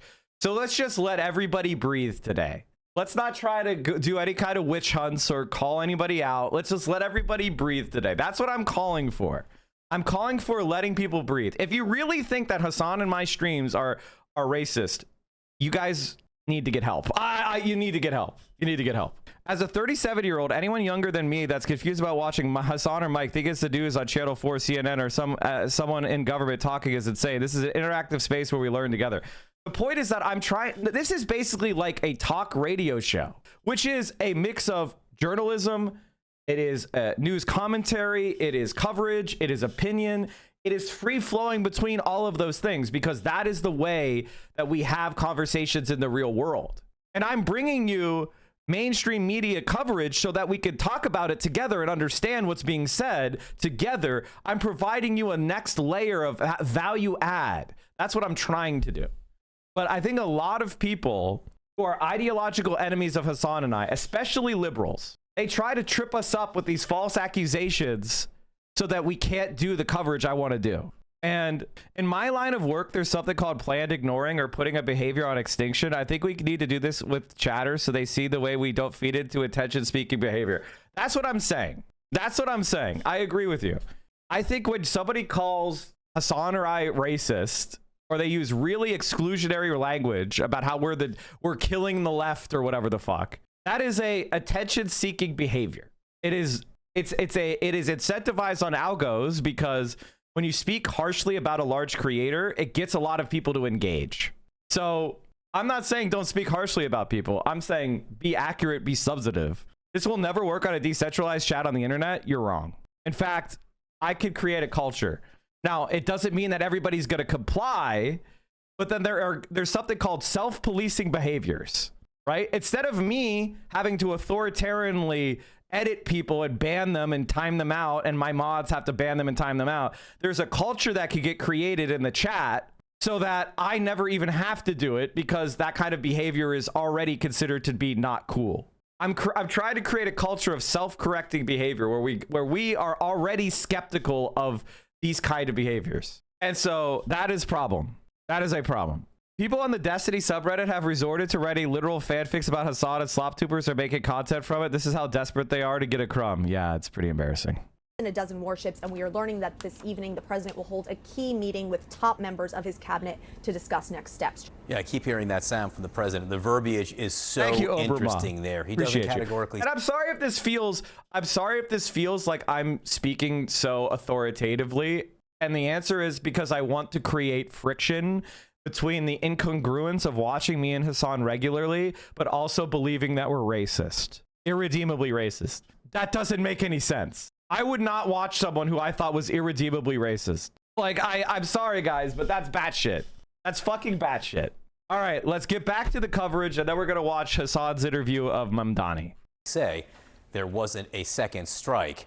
That's what Congress wants to investigate right now, and that in and of itself may raise some very thorny questions. Betsy Klein, thank you very much for your reporting on this. Kate. I hate to say it, but they got a 7-day from Hasan yesterday. I don't find it uncalled for. I don't think they know how to reasonably or responsibly present their critique. I think whenever you use labeling phrases like racist, so-and-so is racist, sexist, homophobic, whatever, you have officially closed off the conversation. You've officially closed it off because you're labeling them persona non grata, because none of us wants those types of people around us. So if you label someone X, Y, and Z, racist, sexist, transphobic, whatever, in this space, which is explicitly anti-racist, pro-trans, pro-queer, you are trying to label them for exclusion and ostracization. So if you are making ostracization conclusory statements in my chat, that's not really welcome unless we're talking about a right winger that we all already agree is a piece of shit, right? If you're doing that among fellow comrades, that's incredibly aggressive and not good. Which raises even more questions now, John, with this meeting at the White House you just reported on is happening at the White House. E-Town2 says, bingo, no one on the left is watching Nick Fuentes and going into his live stream to woke scold.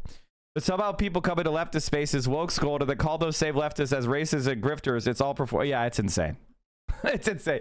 Nick Fuentes is literally being promoted by the biggest content creators on the right, a out-and-out Nazi, and I'm being called racist. People are spending their streams talking about how racist I am. It's fucking crazy talk, dude. What are you doing? What are you doing? What are you doing? Oh, if we just demolish Mike and Hasan, if we just get them perma-banned, then the socialism is really going to take off. Happening tonight on this very issue. Joining us right now to talk more about it, CNN senior military analyst, retired Admiral James Stavridis, a former NATO Supreme Allied Commander, part of the Carlyle Group. It's great to see you again. You also ran Southern Command, so you know this region well. I want to play for you another piece of sound. We had Senator Angus King on this morning, what he said.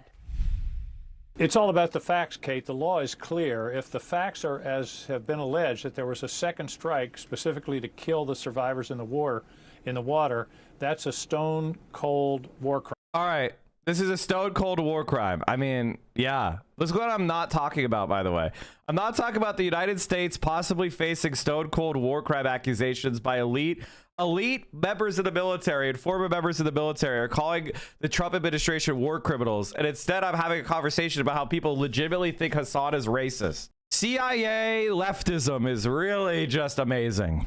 Mad because they want to say the R word. They want to be transphobic. They want to fucking shit on women and call them whores. But because I don't let them do that in here, they get fucking mad at me. And some of you dumb motherfuckers literally still come in here and go, it's not safe enough. It's not safe enough. Shut the fuck up. Oh my God. The people that I'm talking about aren't white. You think they're white, but they're not. A lot of everyone is like this, okay? Everyone. This is just the norm. And I'm desperately, actively trying to pull the norm in a different direction. But I can't. Some of you motherfuckers keep yelling all the goddamn time. Holy shit. All right, back to the news. About the global south, something that matters. The United States committing imperialist war on the global south. Can we stop talking about your feelings for a bit and talk about the war on the global south? Thank you. Admiral, are we looking at a possible war crime? Off topic, but we created a new role in the Discord for Order of Romeo members that gives them a gold name. All they have to do is ping me with their badge and I'll give them the role. Oh, wow. Okay, chat, if you have a Order of Romeo badge, like for example, Mad Maple Syrup, and you are in the Discord, please ping Non-Gloria Pharaoh for the special status. That's 5 years of subscriptions. Amazing. And who gives that order? Who would know? Yes, I think Senator King is exactly right.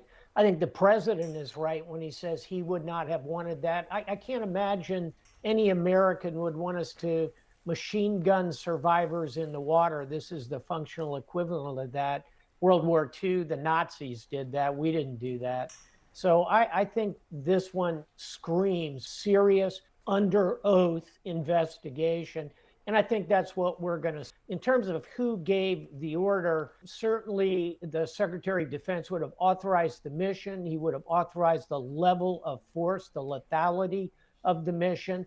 After that, Kate, it becomes a tactical question: who actually gave the order for the second strike? This is exactly why we need a thorough investigation with a real timeline, a tick-tock, who said what, when, what was the result. But I can't imagine any American believes that we should be machine gunning people that are floating in the water, clearly not a threat to the United States. Also, Admiral, you've been really helpful in gauging kind of the odds, if you will, and kind of laying out the odds since we started talking about these boat strikes. You have this meeting now that's going to be happening at the White House to talk about next steps in Venezuela. You add all of this, add in this new detail, add in this meeting, add in the phone call between President Trump and Nicolas Maduro. How likely are land strikes now, do you think? I think it's a 2/3 chance we're going to see some form of strikes. Let's be clear here, Kate. 2/3 chance we're going to see are drones, Tomahawk missiles, maybe some manned aircraft, probably going after drug-related sites. That fits in with the narrative the administration has laid out. What I think is unlikely, kind of highly unlikely, are a significant number of boots on the ground, maybe some special forces here and there. I think even that is very high risk. So at the meeting tonight in the White House, I think the president will formally receive these options. By the way, chat, this is so funny that they're basically doing Bay of Pigs Part 2. Like, have you guys ever actually heard what happened during the Bay of Pigs? Like, do you understand what happened in the Bay of Pigs? And how much the United States was attacking Cuba on behalf of the exiles? And there's this like narrative that JFK abandoned the Cubans or something. No, we had American naval ships shelling the fucking shore and like airstrikes and shit. The reason why they withdrew is because they were worried about US ships getting sunk and being defeated in combat. And that would have looked really embarrassing. I think we should watch about what happened on the Bay. Like, I kind of want to show you guys. Like, there's got to be like a fun blow-by-blow video of the Bay of Pigs. I would love to see that. That would be fun. From his cabinet, make a decision. I think it's a 2 in 3 chance over the next few days this week that we see some strikes. Countervailing thought would be a good one, which is the ongoing potential conversations between the president and Maduro. Let's hope President Maduro wakes up to the reality of what he's and decides now's a pretty good time to head out to a hacienda outside of Havana. I hope he does that. If not, I think strikes are 2 in 3 chance. Let's get right to CNN Chief National Security Analyst Jim Sciutto for the latest. Again, I was struck by the fact that President Trump says, I don't know what happened. Yeah. Pete said he didn't want them. So what do we know about what actually happened? And Trump said he wouldn't have wanted a second strike on survivors as well. I mean, that gets to... I love Trump is so funny in the way he'll just abandon his own people to die. Trump will just abandon his own people to die. He gets them to do war crimes and he's like, I didn't want to do the war crimes. I had nothing to do with it. Put Hegseth in prison. He's a war criminal. Correctly, John, is that there's been bipartisan question, to some degree outrage at this strike. And to be clear, there were already bipartisans about the strikes prior to this particular one. Questions about the legal justification for using deadly force against these drug boats. Now you have this second issue, and the first strike killed a number of those on board, but not all of them. U.S. forces carried out a second strike to kill the survivors. That's key because the law of war is such that not only do you kill the wounded of the strike, but you have some obligation to give them medical care. And if folks at home are watching this and saying, oh, but they're alleged drug dealers, et cetera, I mean, go to the Vietnam War, the World War II. U.S. medics provided medical care to wounded soldiers of enemy forces. You know, this is about the law of conflict. So now you have bipartisan investigations both in the House and the Senate. And keep in mind, these are Republican-led investigations, of course, John, because they have the majority in both the House and the Senate. And it speaks to broader questions about these operations. As I said at the start, there were already questions, there were already demands from both Republican and Democratic lawmakers prior to this for the administration to better articulate its legal justification for any of these deadly strikes. And they have not been satisfied with those answers. Among their sources of dissatisfaction is that there's been no written legal justification given, which, as I understand it, speaking to folks on the Hill, is required for this sort of thing. So, you know, listen, it's the fact that anyone would even think Hegseth is aware of international laws governing war is hilarious. Wait, no, you're wrong. He's completely aware. Sorry, he was a major. Officers are given education in what we call just war theory. America teaches its military officers something called just war theory. They're exactly aware of the Geneva Conventions. They're exactly aware of what legal war is, what's illegal. They know what it is. Pete Hegseth is committing war crimes knowingly. The idea that he's doing it in ignorance, I think that maybe, I don't mean to be provocative toward you, chatter, but I think you think that he doesn't know what it is because it makes it seem less evil in some way.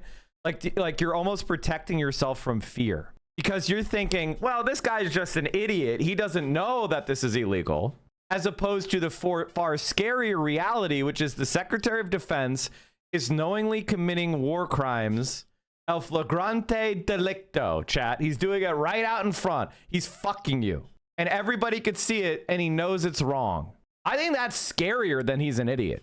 And I'm using the term scarier knowingly. These guys are committing, and they know they're committing crimes. The reason why that's scary is, aren't they worried about being punished? Aren't they worried about losing power and getting arrested and prosecuted? Why do they feel like they have such impunity to openly commit crimes in front of the world? That's scarier to me. A major issue, not just this administration, but also the Defense Department as these investigations go forward. Yeah, and again, as Senator Angus King just said, the facts will largely dictate this. If there was a second strike, if there was a strike on survivors, that in itself may cross a line there. Then the question is, who authorized it? These are questions that will, I think, be answered over time. Jim, meanwhile, President Trump, we're learning, had some conversation with the Venezuelan leader, and this is happening sort of separate from this but connected. The Venezuelan leader, Nicolas Maduro, what's going on there? President Trump acknowledged that he had a phone call. He didn't describe the phone call, and he wouldn't say whether it was a good or a bad one. He said it was just a phone call. Similar from Venezuelan officials, they won't say what was said or whether any progress was made there. But I think, John, that this is part of, it's become sort of standard to this whole Venezuela military buildup, right? That you have a buildup, but then you have a phone call. You have the president over the weekend saying, consider Venezuelan airspace closed, but then saying, hey, don't take that to mean that U.S. strikes are about to follow. There's been a theater quality to this operation, right? Because you have a good fifth of the U.S. Navy right off the coast of Venezuela right now. A force commensurate, at least the possibility of ground. It's sickening that liberal media is caught up in the second strike aspect with the initial strikes are also illegal. I think this is the euphemistic treadmill. This is the way that's not even really the right term. It's just the way that the right wins in America is they commit an offense and then they commit an even greater offense. And then rhetorically, liberals calculate, well, if we focus on the even greater offense, we'll have even more people on our side. Instead of 60% of people being against it, let's go for the thing that has 80% of people against it. And the problem is that you've then given up the first crime, even though the vast majority of people are against it. You're now talking about something that's safer to support, and the right has gained a whole bunch of ground without any resistance. And that's the situation we find ourselves in. We find ourselves in it with Roe v. Wade. We find ourselves in it with gay rights. We find it with trans rights. We find it with immigration. We find it with foreign policy. Is now, since they gave up fighting over the boat strikes being illegal in the first place, now we're talking about attacking survivors of illegal strikes because that's so clearly blatantly illegal. And the reason why, the first is an opinion, the second is a fact. Like whether or not the strikes are illegal, I'm sure there's some sort of conservative legal establishment that's willing to say that attacking the boats is legal, right? But killing survivors, clinging to wreckage, they haven't made space for that yet in the legal realm. They haven't thought about that. The land has not been prepared. So now they're so far ahead of what conservatives are comfortable with, especially establishment conservatives, that now liberals are clinging to it because for some reason they believe establishment conservatives have some sort of power. It's the Liz Cheney effect, right? Liz Cheney is a war criminal. I said this the other day, and I'm sorry, but this is a necessary ADHD aside. I said this on Saturday or Sunday, I don't remember, but I basically said Liz Cheney should be in prison. That would be an 80% approval rating for that. I said, here's what I said. I said, we should prosecute Liz Cheney. That'll have an 80% approval rating. And some guy said, that's ridiculous, LOL, like she sucks, but she isn't exactly her father. Tons of people out there who deserve it way more. No, there aren't. If you don't know about Liz Cheney, I'm going to explain something to you, chat. They created a special job in the Pentagon for Liz Cheney in 2002. Here, let me Wikipedia it. I'm sure it talks about it. To push the Iraq war. Liz Cheney is not just Dick Cheney's daughter, okay? She was somebody who was a neocon in the Defense Department pushing for the war in Iraq. Oh, here it is. In 2002, Cheney was appointed Deputy Assistant Secretary of State for Near Eastern Affairs, a pre-existing vacant post with an economic portfolio, a mandate to promote investment in the region. Amid reports, including a New York Times op-ed piece by Paul Krugman, that the job was created specifically for her, State Department spokesperson Richard Boucher said that she had come recommended by then Secretary of State Colin Powell. The Sunday Times reported that Cheney's appointment was the most intriguing sign that America is getting serious about Middle Eastern reform and a measure of the seriousness with which the administration was taking Middle East programs for literacy, education, and reform. The appointment followed publicized policy divisions between the Vice President's Office and the State Department of Middle East Policy. In that position, she was given control of the Middle East Partnership Initiative, designed to foster increased democracy and economic progress in the troubled region. The program spent $29 million in 2002, increased to $129 million in the following year. Cheney's task was to channel money to pre-screen groups, some of which were not identified publicly for fear of retaliation from extant governments they sought to undermine. For the budget of 2004, the project sought $145 million. Do you understand that she is literally there to promote war in Iraq? Do you understand that she was directly involved with the Iraq war? She isn't just like Dick Cheney's daughter. She promoted regime change in Iran while chairing the Iran-Syria Policy and Operations Group with Elliot Abrams, who, I don't know if you know that, guys, supported war crimes in Latin America, including murdering American nuns with the Contras, okay? She is one of the most evil people in the world. It's not that she's Dick Cheney's daughter standing up to mean old Trump. She is one of the most right-wing, insane, regarded as a leading ideological neoconservative of the Bush-Cheney tradition, as well as a representative of the Republican establishment. Cheney is known for her pro-business stances and hawkish foreign policy views.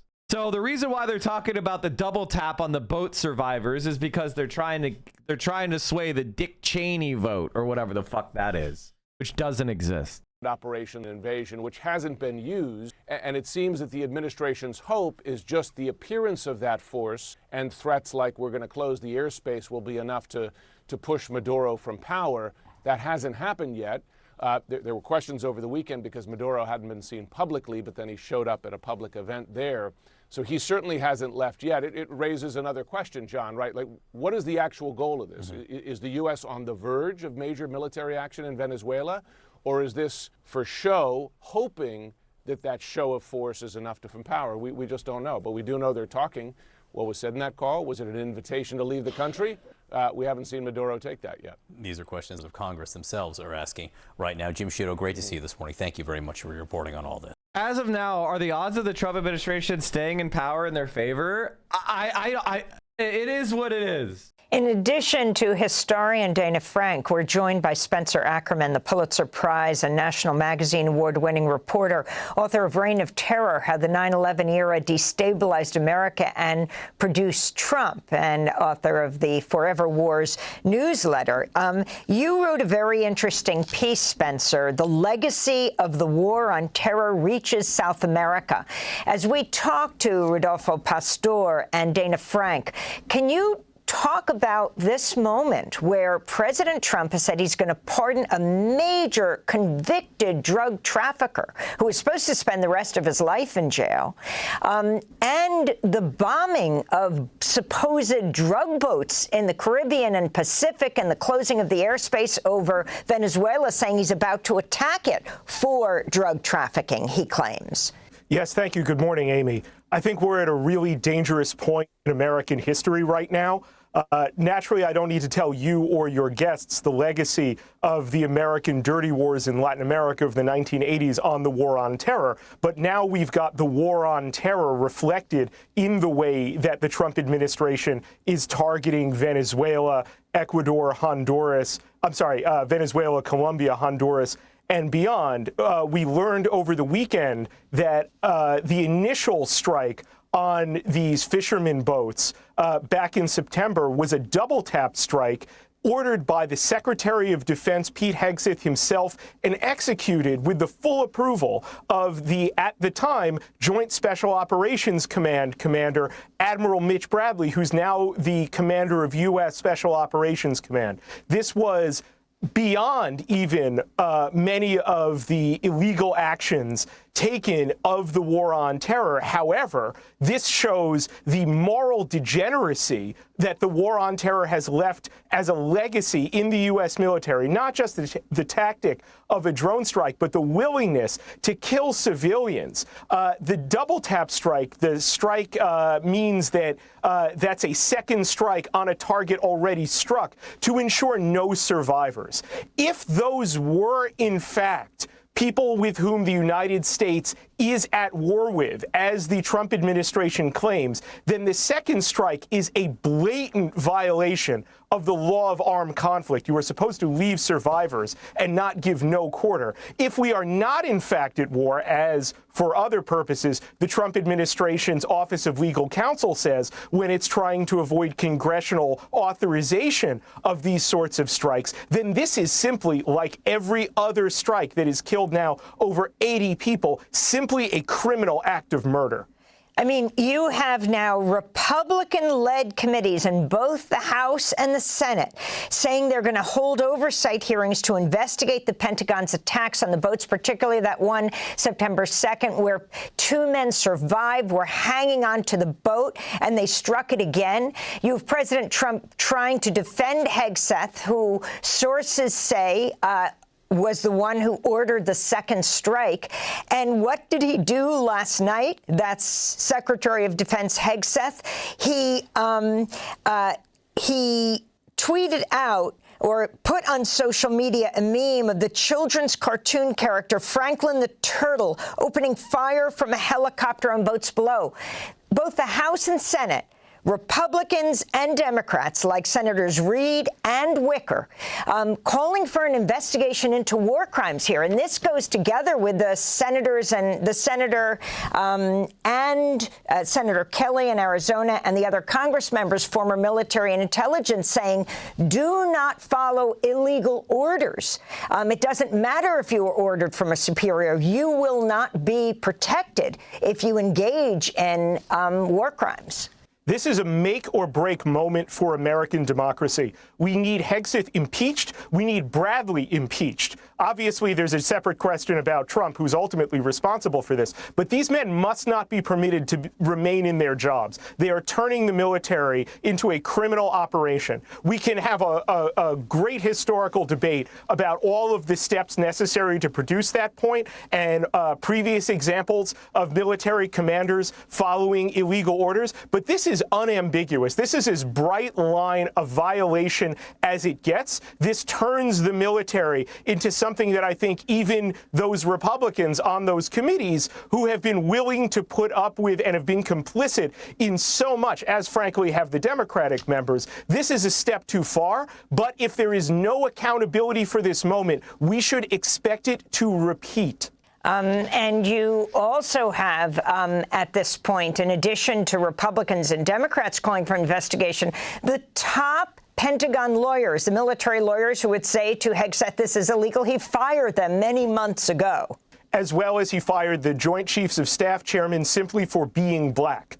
This is someone who never should have been anywhere close to the office of the Secretary of Defense, one of the most powerful offices in the world. I want to point out a really important forthcoming date. That's December 12th. Reportedly, December 12th is the final day that Admiral Alvin Halsey, the Southcom commander who apparently quit to refuse these criminal orders, is out of his job and out of the military. It's going to be crucial to bring Halsey in front of congressional hearings to talk about exactly what he did ahead of his decision to quit, what Hegseth ordered him to do, what others inside the Secretary of Defense's office ordered him to do that apparently he was not willing to do. This is going to be a crucial moment of investigation if we are to recapture any semblance of lawfulness over the U.S. military.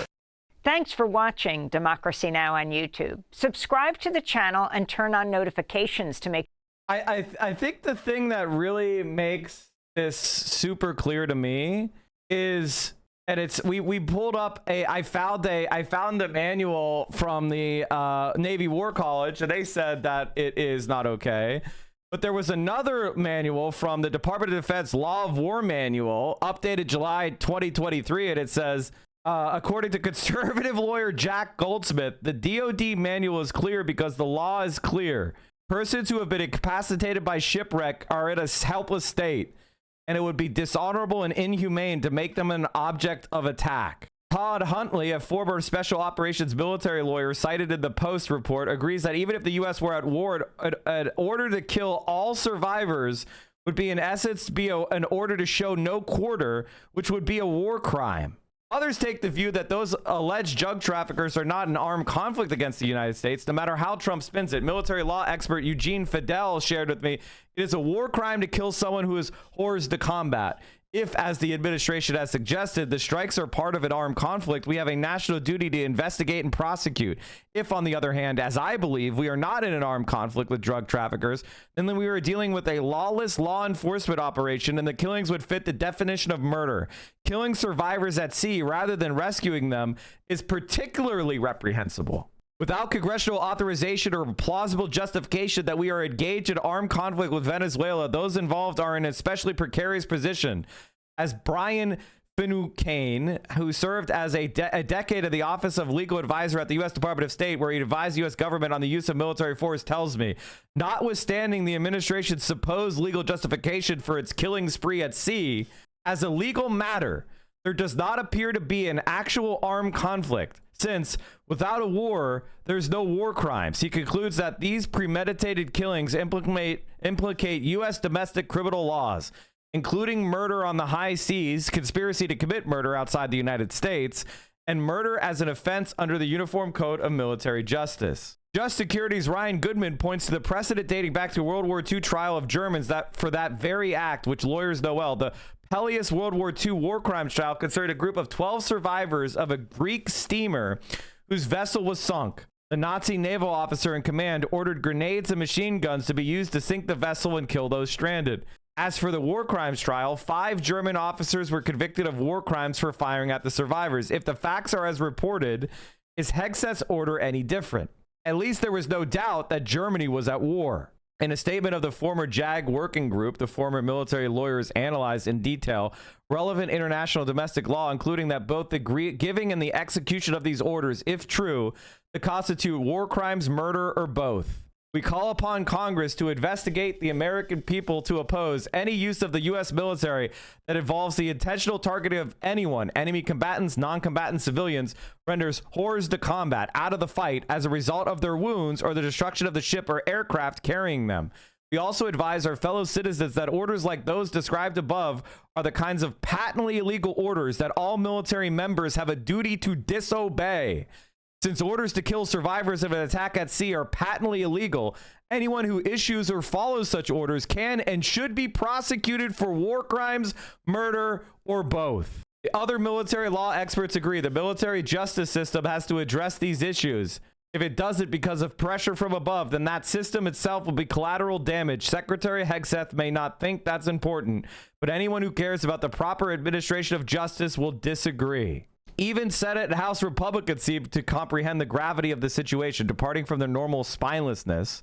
They joined Democrats on both the Senate Armed Services Committee and House Armed Services Committee in a bipartisan statement vowing to investigate. Democrats said any decent Republican should use every tool available to insist on a thorough and independent investigation, reiterate zero tolerance for war crimes and murder. I mean, this is the level that we're at, but this is what was created by the genocide in Gaza. They're committing war crimes, torture, rape, and murder, and Joe Biden fucking covered it up and supported it.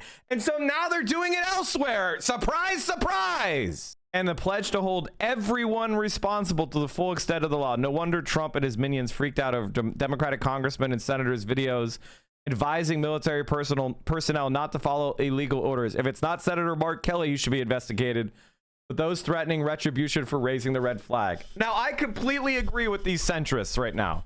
Obviously, Pete Hegseth should be in prison for murder and executed. I mean, obviously, for war crimes. There's no doubt about it. He's right. Obviously, they're right. The reason why Democrats are scared to do it is because once you rip off that Band-Aid, now we start rolling, the ball starts rolling down the hill, and eventually it starts striking Hillary Clinton, Bill Clinton, Barack Obama, George Bush, Liz Cheney, Nancy Pelosi, Joe Biden. Those guys need to go to prison too. The reason why it's taken us so long to get to this point is because, first of all, they support the genocide in Gaza. That's just point blank a reality. The Zionist lobby has bought people off. They support the genocide of Gaza. They're scared to speak up against Israel. Israel has now gone so far off the rails. They're a fascist state. In fact, it may be argued Israel is the most fascist state to ever exist in human history. It may actually be a strong argument that it is. Because when Hitler took power in Germany, he never had more than a small plurality. And it required physical intimidation of opposition parties. Mussolini wasn't elected. He seized power through a direct military coup and then was handed the power by the king or whatever the fuck. Okay? Israel may have the most fascist government of all time. There may be more democratic buy-in for genocide in Israel than there has been in any country in the entire history of the world. That's crazy. For your Christmas wish list, a classic Franklin story. Franklin targets narco-terrorists. I guess we're just saying words. And the reason why he's calling them terrorists is because the reason they're using terrorist is because they've already dehumanized people and they already commit crimes against people they name to be terrorists in Gaza, in Iraq, in Syria, in Iran. So if they want to kill other people and dehumanize them and declare them to be outside the laws, they call them terrorist. There's no more political word that exists than terrorist. I mean, originally, terrorist is supposed to mean a non-governmental organization that specifically targets civilian population for the purpose of achieving a political goal by fomenting terror. That's what a terrorist is. Guys in a boat? Even if they were smuggling drugs. In what universe is that terrorism? It doesn't compute. While Venezuela has become a major launch pad for huge volumes of cocaine shipped to West Africa, where jihadists are trafficking it to Europe in record quantities. Guys, if that's happening, it's because the CIA is doing it. The CIA has always been behind drug trafficking. I know this sounds like a conspiracy theory, but it's not. What country does not have any drug problem? Can you guys tell me the country of the world that does not have a drug problem? The answer is China. Why doesn't China have a drug problem? Because the CIA's officials have been caught and eliminated. No CIA equals no drug problem. Literally. Do you know what country directly created the heroin trade? I guess I shouldn't say country. I say, do you know what political party created the heroin trade? Modern heroin trade? It's called the KMT. That's the party that invaded Taiwan. That was the nationalists in the Chinese Civil War. Funded their military by selling heroin. This is not even disputed. It's not even disputed. You know what country was absolutely full of heroin? Afghanistan. What happened after America lost the war in Afghanistan? Did you guys hear what happened? Afghan opium poppy cultivation plunges by 95% under Taliban. The Taliban won the war and opioids went away. Poppy cultivation and opium production have plunged more than 90% in Afghanistan since Taliban authorities banned the crop last April. According to a UN report published on Sunday, poppy cultivation has dropped 95% from 233 hectares at the end of 2022 to 10,800 in 2023 since the Taliban officially banned poppy farming in April 2020.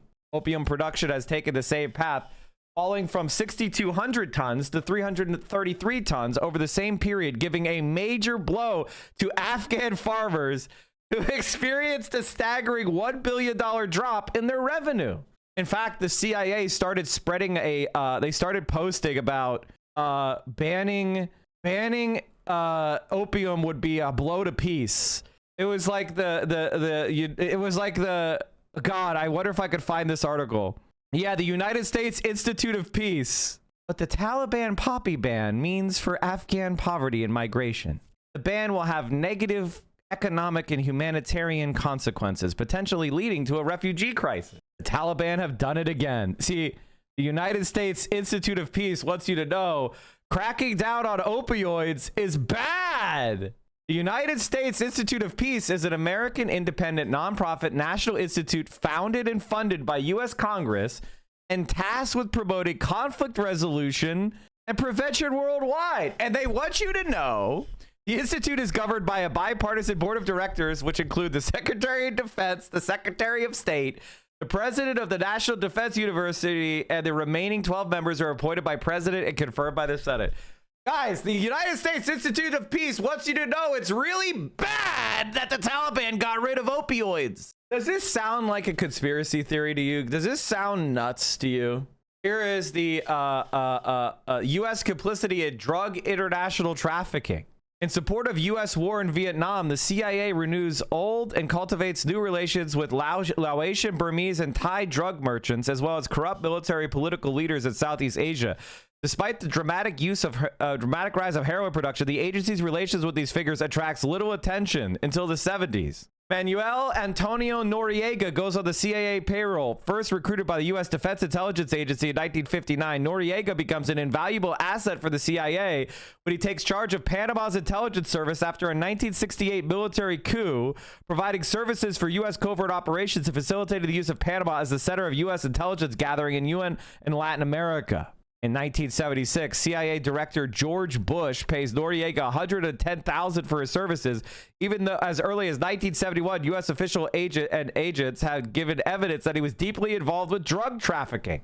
The general was rewarded handsomely for his services in support of the Contras in Nicaragua during the 80s, collecting a $200,000 fee in 1986 alone.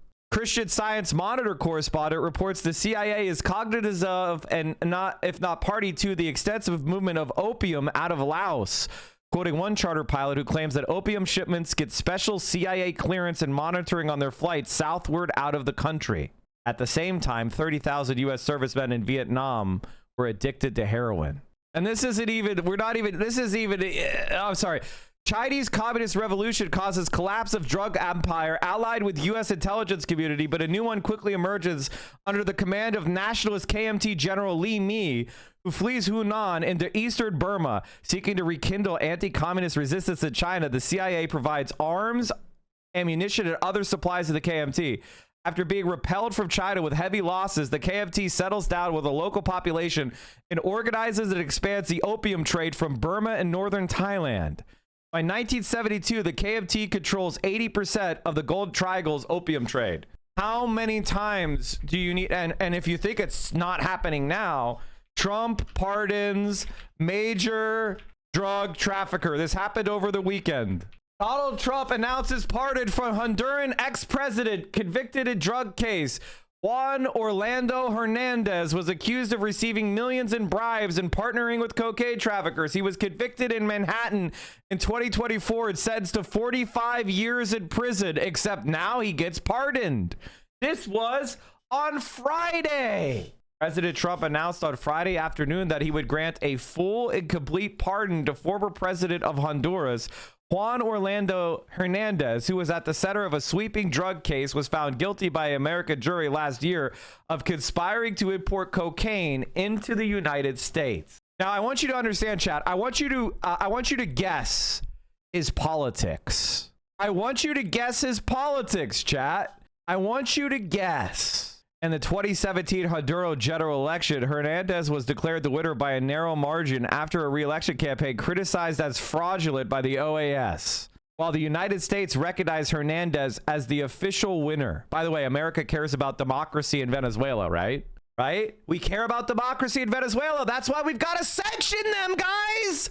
We got to sanction Venezuela, destroy their economy, destroy their country, because we care about democracy, right?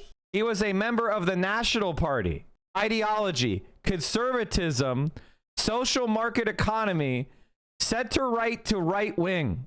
Wait a minute. I thought it was all the lefties that were the narco traffickers. I thought it was the socialists.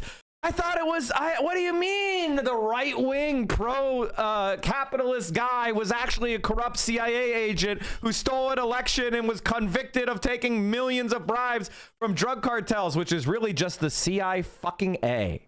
And now he's getting pardoned by Trump. Why is he getting pardoned by Trump? Because they're trying to get rid of a left-wing government in Honduras. Because what are they trying to do? Raise the minimum wage. They're trying to raise the minimum wage in Honduras.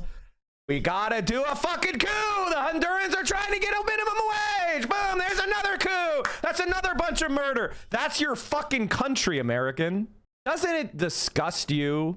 And you think they're not coming for your shit? Dumb fuck, what? You think they're gonna leave you alone? You're gonna get your Medicare, you're gonna get your Social Security, you're gonna keep your union job, you're gonna keep your, what? You think you're gonna be special, motherfucker? You're not special. The United States of America and drug trafficking is a CIA and American allied intelligence operation. That's why there's drugs in this country. It's not because we can't figure out how to stop it. Oh God, it's just so hard. The demand is so high, Mike. Don't you understand how hard it is to stop the drugs? Oh, boo-hoo. Yet in China, there isn't any drug problem. Why is that? But Mike, it's because they're super authoritarian. They're monitoring everything that happens. You think that's not happening here? Dumb fuck. You've got a listening device in every one of our pockets. They know exactly where you are. They know exactly what you do. I don't even know what to say anymore. I don't know what to even say anymore. Well, I do know what to say. Is at least China is winning. At least there's one country that's winning. How China solved its biggest weakness. This is Mamdani solar farm. Just 2 years ago, it was nothing but an empty desert. Today, it stretches across an area twice the size of Manhattan and produces enough electricity to power a small country. At first glance, this looks like just another flashy Chinese mega project, but it's part of something much, much bigger. For decades, China's greatest weakness has been energy. The world's factory runs on oil, but almost none of it comes from home soil. Every day, China imports over 10 million barrels of the stuff, most of it passing through waters patrolled directly by the US Navy. One blockade and its economy would grind to a halt. That may sound alarmist, but not to Beijing. Its answer is something no superpower has ever tried before: to build a nation that doesn't need oil. This dot is the Mamdani solar farm, and this is every solar farm in China. Last year, they generated enough energy to power France and the United Kingdom combined, and most of them didn't even exist 3 years ago. But this is just... I want you to understand this is why they hate China, because they're trying to end oil's fucking stranglehold on our world. You know what a solar panel means? A solar panel means it doesn't matter where you are. If the sun is shining, you have energy. That means that we have decentralized power. Ironically, the Communist Party of China is creating a technology to give every human being, as long as you have access to a square meter, you're getting 100 watts. They hate that shit. Oh, not a square meter, a square foot, whatever it is. They hate that shit. That's why they're trying to defeat China, because China is ending fossil fuel stranglehold on our planet, and they're trying to stop them. The beginning. China generates even more energy by wind, and even more energy than that by hydro. In early 2025, clean energy made up nearly 40% of its electrical supply. At this pace, China's yearly output will soon rival the entire European Union. And if Beijing can power its economy without imported oil, America loses one of its last major pressure points. And in a world where energy independence means strategic freedom, Taiwan suddenly looks much more vulnerable. Under Biden, the White House fought back, with billions in green subsidies. attempting to take on China at their own game. Trump, on the other hand, has championed a different philosophy. Today I will also declare a national energy emergency. Drill, baby, drill. While Washington's energy policies shift with each election cycle, Beijing is playing a different game entirely, one that could reshape global power itself. Because if the world's largest oil importer no longer needs oil, what happens to everyone who still does? Amongst other things, China's biggest headache in recent years has been securing reliable access to enough energy to fuel its economy. From potentially retaking Taiwan to escaping the middle income trap, energy security has been the ball and chain holding China back. Today, they're by far the largest energy consumer in the world, and they're eating through more and more every year. Every nation that uses more energy per person tends to live better, and in China, that demand is still accelerating. Not only have they got to fuel the second largest population in the world, they also have to power a manufacturing industry that eats through vast amounts of fuel. Initially, like many countries, Chinese industry relied on coal to satisfy that appetite. And nobody has a bigger appetite than China. Half of the world's entire coal is now being consumed by them, almost 5 times more than the next biggest country. The good news for Beijing is that they mine most of it themselves. But the bad news? That self-reliance comes at a steep. For the past few decades, Chinese cities have often looked like this. This isn't just an eyesore. Pollution shortens people's lives, burdens the healthcare system, and drags on productivity. That's why, as countries get richer, they tend to shift more towards oil and gas. They produce less pollutants, are more flexible, and are better suited to dense cities and modern industries. But here's where China runs into a problem.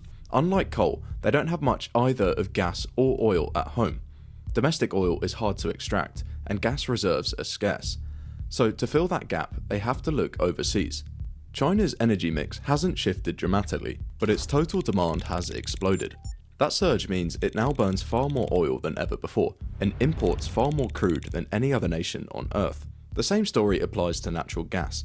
Domestic output can't keep pace, forcing China to become the world's largest importer of both oil and gas. However, importing this much energy comes at a cost.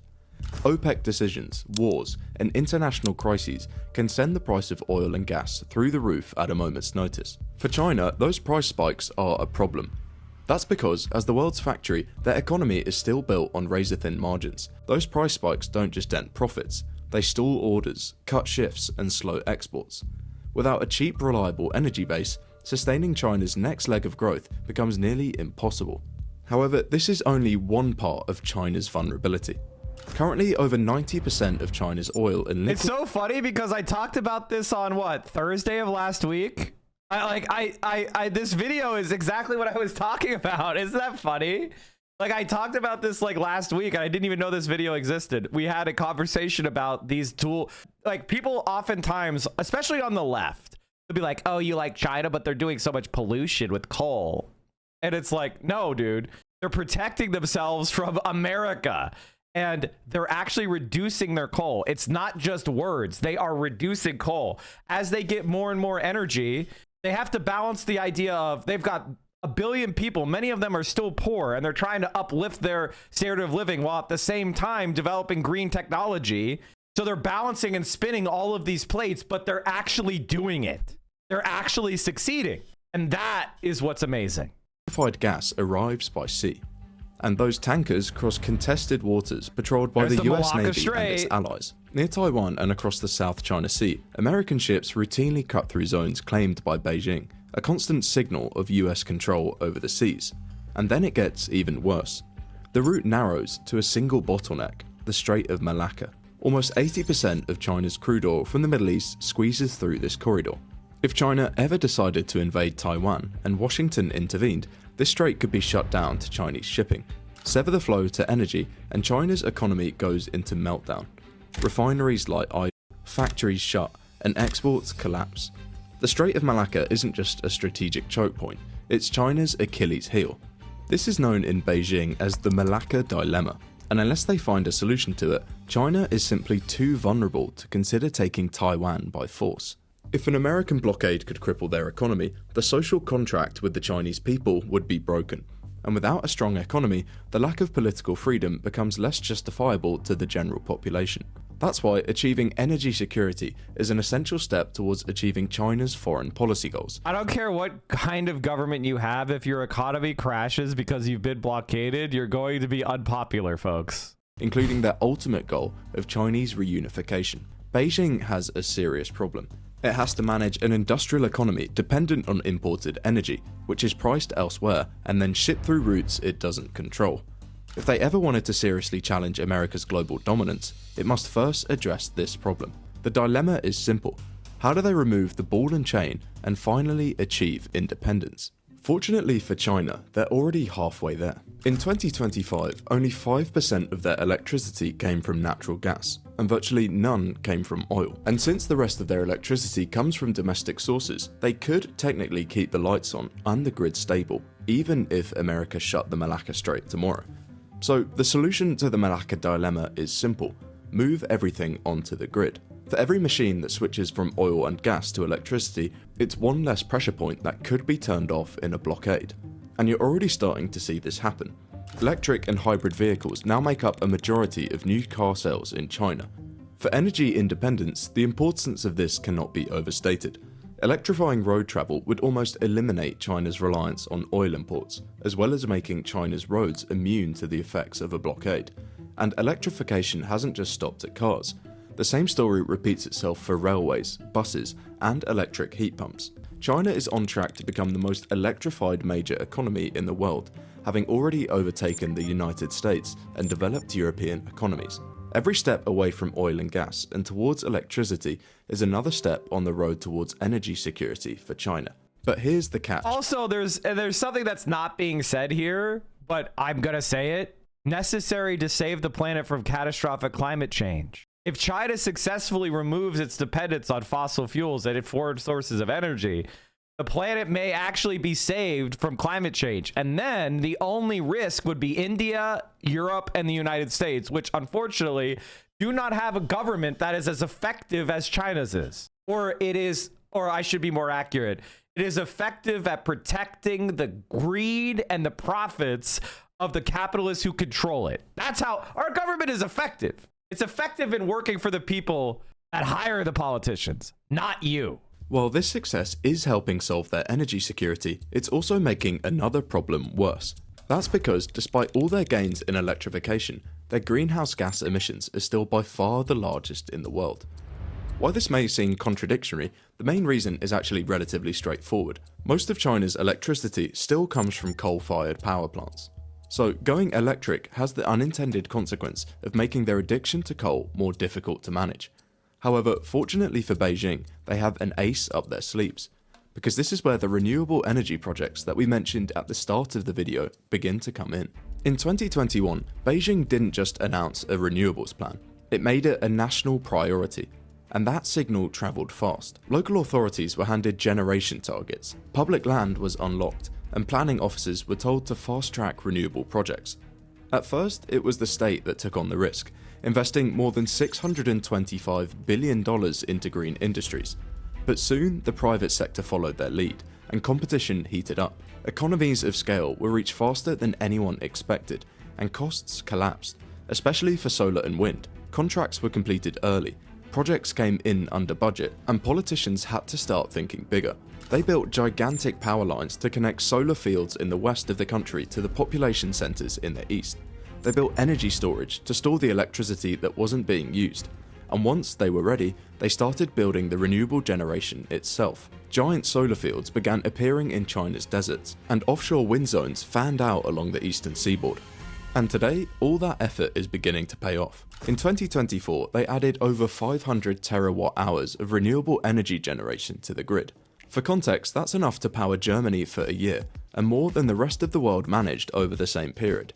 And they're expected to add even more in 2025. If they keep this up, they'll achieve net zero in their electricity generation by 2055. So renewable generation is killing two birds with one stone: energy security and pollution. Smog clouds will clear, Washington's leverage will evaporate, and the path will open to retaking Taiwan. But even this doesn't capture the... You know it's a Western video when they're like, they're gonna save the planet from climate change so they can do their evil, dastardly plan to invade peaceable Taiwan. extent of China's ambition. Recently, it became clear that their push into renewables is about much more than just domestic construction and clean generation.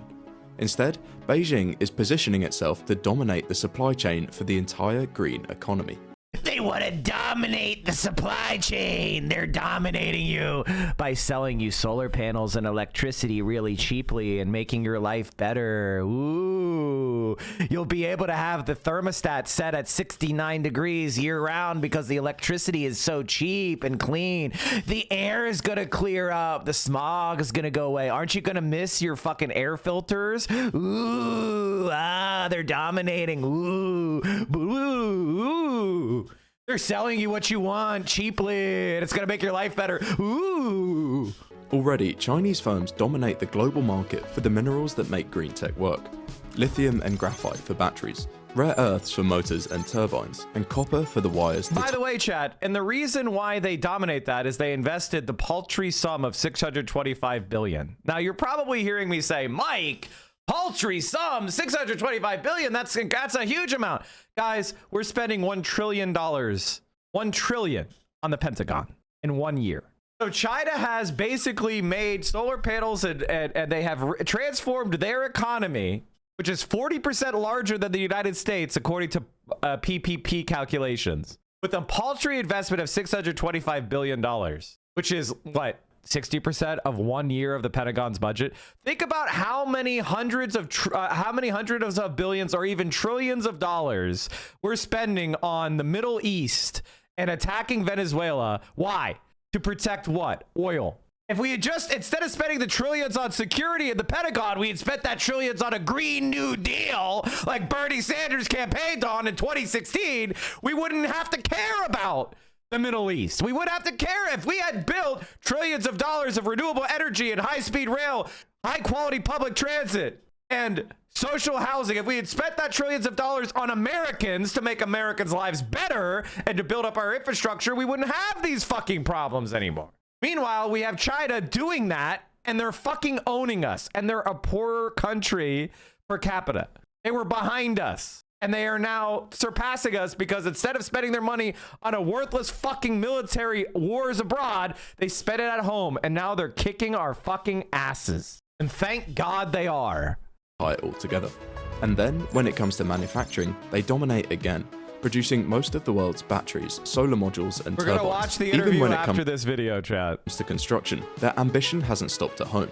State-owned companies now export China's model, building solar, wind, and grid projects around the world as part of the Belt and Road Initiative, which is why this isn't just about self-sufficiency. China has made itself an integral part of the global green energy transition. For Washington, that's a problem. In order to reduce their reliance on fossil fuels, they will have to increase their reliance on Chinese supply chains. And in a crisis, this could be used as a point of leverage.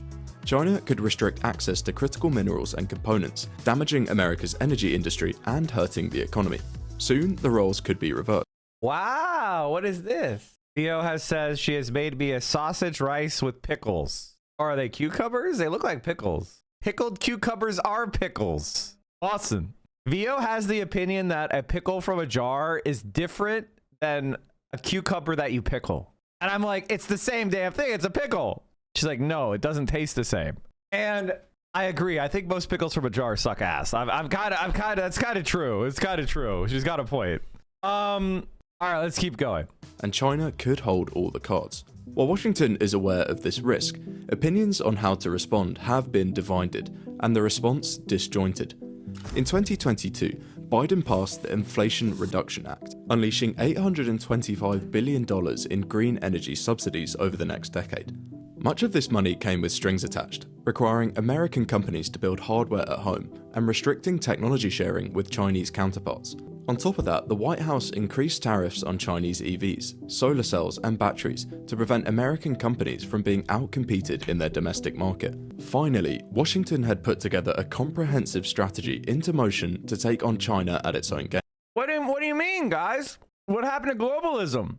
How many countries did America go in and bankrupt and forced to repeal their subsidies for like electricity or heating and cooling or food?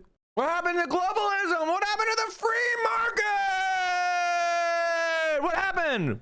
Why can't I buy a $12,000 luxury Chinese EV? Why can't I buy solar panels from China for $1,200 and get my whole house? Instead, it's $20,000 here. I thought we loved the free market and competition. What happened? What fucking happened, guys? What happened? Look at these fucking ghouls, dude. And it seemed like the writing was on the wall for America's giant fossil fuel industry, along with the millions of jobs that go with it. But then an election happened. On the first day of his presidency, Trump sent out a clear message to the world. He pulled out of the Paris Agreement and signed the Unleashing American Energy Executive Order. Government agencies were told to fast-track drilling, fossil fuel subsidies were increased, and policy was tilted back toward oil and gas. Overnight, it was now the green energy industry that had an uncertain future, and millions of newly created jobs were cast into doubt. Either strategy could be effective in reducing Beijing's leverage over America's energy supply. However, the lack of consistent direction from Washington poses a problem. In such a volatile environment, it's just too risky for private industry to invest in either solution at the scale that's needed for it to work. So at the same time that China is transmitting a clear long-term vision for their future, the White House is hamstringing America with inconsistency. For ordinary Americans, this could be a disaster. Policy whiplash is likely to result in rising bills, a less reliable energy grid, making it harder for households to get by and for businesses to stay afloat. Even worse, if America doesn't decide on a consistent plan of action soon, China could gain a permanent leverage over their energy supply. This would give them the upper hand in the struggle for global dominance before it is even properly begun. Against this backdrop, I can't believe it, chat. They're showing solidarity fist. Oh no! They're showing solidarity fist. Oh no! Aren't you scared? They're showing solidarity fist. In case you don't know what this is solidarity fist. This is what they're doing, chat. Polish musician Olive Derkelslav. It is a common symbol representing a wide range of political ideologies: socialism, communism, anarchism, and trade unionism. It's a salute expressing unity, strength, or resistance. Children preparing for evacuation during the Spanish Civil War. Jesus Christ, that's a good picture. I can't believe they're doing solidarity fist. You should be scared, guys. Be scared.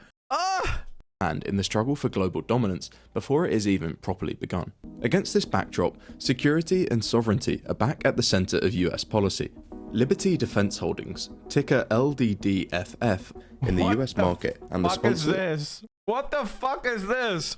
What the fuck is this sponsor of today's video, available on Interactive Brokers, Schwab. Shitty penny stocks are now directly advertising their ticker. Holy fuck, that's incredible.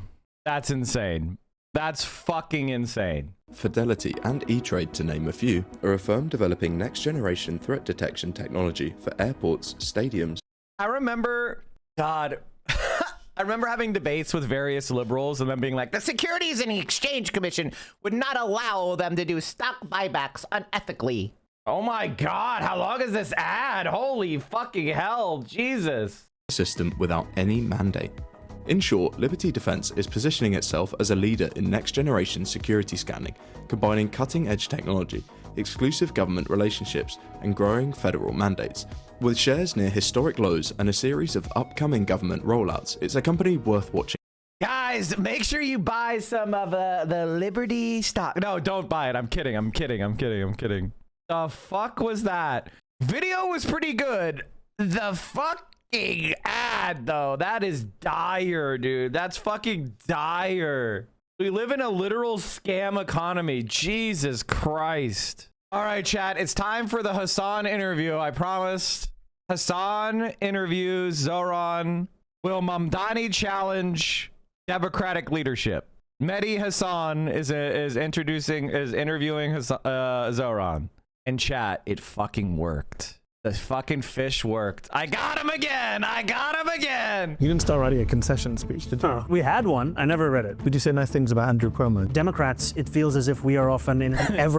If you're new to my stream, I'm sorry for the debate, but technically it's not clickbait because it is Hasan interviewing Zoran. It's just Mehdi Hasan. You got tricked. I didn't say Hasan Abi. I didn't lie to you. I just gave you a slight debate. It's a slight debate. LMAO, I fell for it. Good. That being said, I'm bros with Hasan, so it doesn't matter. It's okay. He doesn't mind. He doesn't mind. Gotcha. It's technically not clickbait because I didn't lie about what's inside the video. You were slightly wrong in your assumptions, which is a good lesson for you to challenge your assumptions. What are they really saying? So you're welcome. Lowering ceiling of possibility. And it's time to finally bring that imagination back. I mentioned you and Lena are Muslims. A report from Equality Labs. The teaching moment. We are. Breaking news. Yes, breaking news. Jonathan Greenblatt. He announced the Mamdani monitor. Do you think Jonathan Greenblatt is engaging in Islamophobia? And I think that's what makes Islamophobia distinct. It's not the existence of it, it's the toleration of it. Kevin O'Leary going on TV saying... Okay, chat, I love this plant. This plant is cool as fuck. Before we get into it, like, it seems like it's like me waking up on Sunday morning after going out. Like, I'm not saying that it's an ugly plant. It's been through it. It needs a little time to recover, maybe, you know, put it in a quiet little corner, water it, you know, it needs a shower, maybe clean up some of the dead leaves, you know. I'm not sure that it should be the centerpiece plant. I'm just saying it needs a little zhuzh. Can the plant get a little zhuzh? I feel like I feel like if they rotated it seems like it's healthy on its good side. Like, I feel sorry for the plant. It's not fair to the plant. I'm just saying. I don't have a free bus yet. You're not even there yet. He wanted a free hotel room. And a free taxi. I would freeze the rent for 4 years. And if we haven't done that by the time of re-election, you might not even have me back on. Would you have a meeting with Trump if he came into New York? Is it time for Chuck Schumer to go? 4 p.m., pick the phone up. It's a random uncle from the Bronx who's like, I never thought you'd pick up. I'm like, who is this? It's going to be I missed the top of the hour ad breaks. Yeah. The debates were fun. That was a different time. Fascists haven't tried to make everything terrible. Affordability every single day. And the first place that we start with that affordability is going to be in housing. We have a quick quiz for you. I'm going to fail before we wrap up. It's called Guess the Bollywood Song. Oh, God. He pulled off the biggest political victory of 2025. An election win so stunning, so dramatic, so seemingly impossible just a year ago that people are still talking about it all across the world. Yes, Zohran Mamdani is mayor-elect of New York City. But can he deliver on those big, bold, and popular promises that he made? In a Zateo exclusive, Zohran Mamdani joins me now here from his campaign headquarters in New York City. How's it going? Good to see you. Congratulations, Mr. Mayor-elect. Is that what we call you now? Yes, it is. For the next 43 days. Okay, we have a little reminder there. Congratulations on your big net win. What a night that was for you. We were there in Brooklyn watching history being made. It was kind of, a lot of people asked me what that was like. A lot of energy in the room, emotion, people crying, history being made. What was it like for you, especially backstage? Before you come on, are you pinching yourself? This is really happening? It was surreal. I was only backstage for a very brief period of time. For much of it, I was in a hotel room watching the results. And for about 3 hours from 6 to 9 p.m., my brain was running wild after hearing the rumors of 2 bad exit polls that we were told, which had Cuomo in the advantage. Oh, wow. Yeah. You didn't start writing a concession speech, did you? No, we had one. Okay. I never read it. But I wanted to make sure that it was actually Did you say nice things about Andrew Cuomo in the concession speech? I can't tell you. I still haven't read it. Hopefully we'll never have to give it. No, you don't. Yeah. So you're standing on stage, you're pinching. It's surreal. It's surreal. I think it's also incredible because I'm on that stage and I'm looking out into a crowd of people who some of them have helped to raise me. Some of them have, people I went to school with, people who were canvassing with us in the winter. So often canvassing in mayoral elections begins with petitioning. Yeah. And these were people who were there at the library, in the days when it was so cold that no one even knew an election was coming. And they were there in the crowd. They were there. They had punched their Zetro cards 2 times over. And to be able to share that moment with them, it was lovely. But I still haven't been able to see the stream, huh? You haven't seen our live stream was good. Yeah? Ted Cruz loved it. It? Ted Cruz loved it. Yeah. It's there for you to watch. Did you see when he popped up in The View? Did it say like dead? No, he was on Fox criticizing our live stream. That night, you win. It's a big night for the Democrats. Democrats win almost everywhere. Mikey Sherrill wins in New Jersey, the governorship. Abigail Spanberger wins the governorship in Virginia. A lot of Democrats, a lot of pundits say those are the victories we should look at for lessons. Saron Mamdani's win was good, but it's New York. It's not replicable on a national stage. What do you think your win teaches or tells your party nationwide? Well, I try to keep my focuses mostly on New York. I think of that New Yorker cover where the world ends in New Jersey. That's how I try to keep my sense of the But a national globe. Democrat calls you and says, Zoran, great job. What should we learn from your win? I think the thing I often go back to is when Trump won the presidency, there were many articles written, obituaries of the Democratic Party's ability to engage with young voters, with young men, with Asian voters. And what we showed, in fact, is that these same constituencies that we had been told were potentially forever leaving the party could in fact be the foundations of a campaign at the heart of the party to win it back. And that's what we saw in this election. I mean, young people, young men, Asian voters, so many of the people who'd been overlooked at best in our party politics were right there. And I think the key of this was that we spoke to New Yorkers with a sense of respect, as opposed to the condescension that is so endemic with specific sets of constituencies. And as much as we spoke, we also listened to them. And we actually asked them, what is it that is making it so difficult for you to afford life in this city? Your famous opening video in the Bronx. You recently announced the appointment of Dean Falahan as your deputy mayor and El Biscard Church as your chief of staff. You did the announcement at Roosevelt House here in New York. Was that your way of saying, FDR, we're aiming big? Liking this video? Then don't just watch, hit like and subscribe. And tap the bell so you never miss a video or live show. But if you want early access to exclusive content, then you have to head to Zeteo.com and subscribe now. You'll be supporting fearless, independent journalism. Okay. That's exactly, and I think it's part of this is we want to show the lineage that we are looking to be a part of, a vision of government that has an affirmative sense of what it will actually do for the people it looks to serve. There used to be this battle seemingly between the Republican Party and the Democratic Party of small government or big government. Now it seems to be that the Republican Party is committed to big government, but their understanding of big government is secret police across the streets of the nation. Trump gets to own a bit of intel. And you know, doctors get to tell you that you cannot actually make your own decisions with regards to your own body. And that's their vision. The big question is, what is the Democratic Party's vision in this moment? And in sharing the news of our first appointments firmly within a history of what it can look like when the Democratic Party actually dreams and delivers for working class people, it shows that we can return back to what used to be that vision. So you recently announced your transition team too. It's pretty star-studded, mostly run by women. CNBC was reporting the other day. I have to tell you something before you even go on. I had an uncle, not blood relative, an uncle. No, we have to specify what the relation is. I had an uncle text me, and he was like, all women?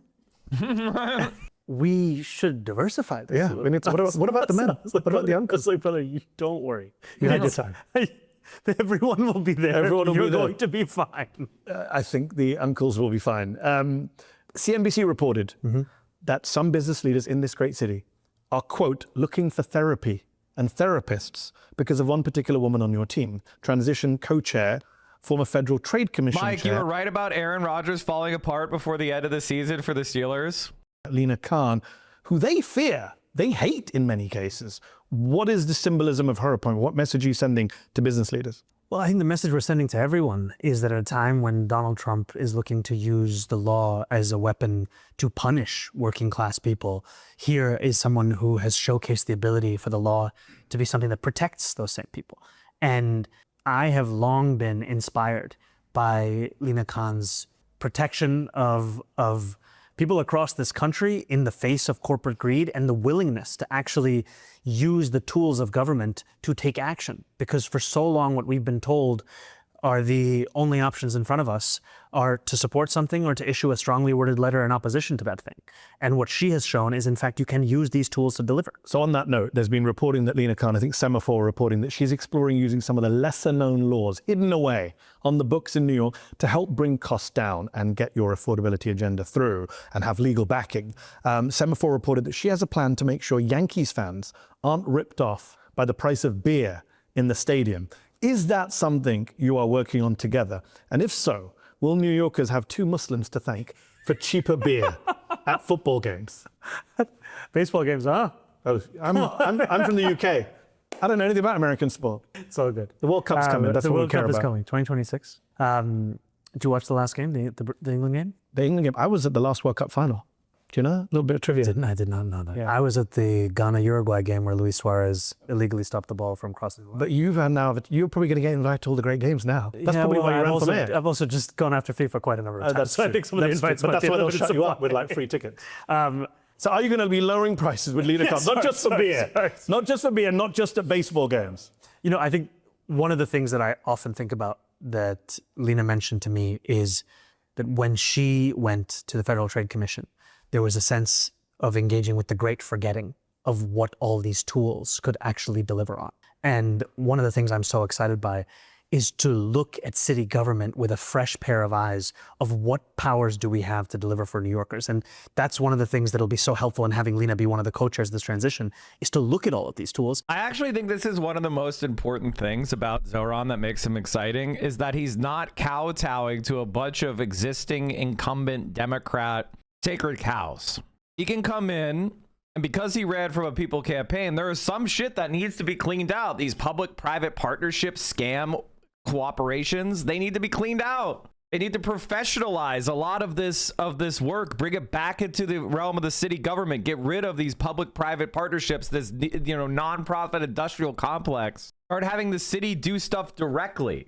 Republicans, they have a sense of imagination that is ever expanding. Yes. It can extend to purchasing Greenland. Yes. And Democrats, it feels as if we are often in an exercise of an ever lowering ceiling of possibility. Yes. And Oh my God, dude. Thank you. Holy fuck. This is literally what I've been saying for years. My very first stream on this platform, I was talking about this, the argument against Medicare for all was one of political plausibility. And we finally have ourselves a situation where a politician on the left is saying, stop worrying about political plausibility and start fighting for what is right.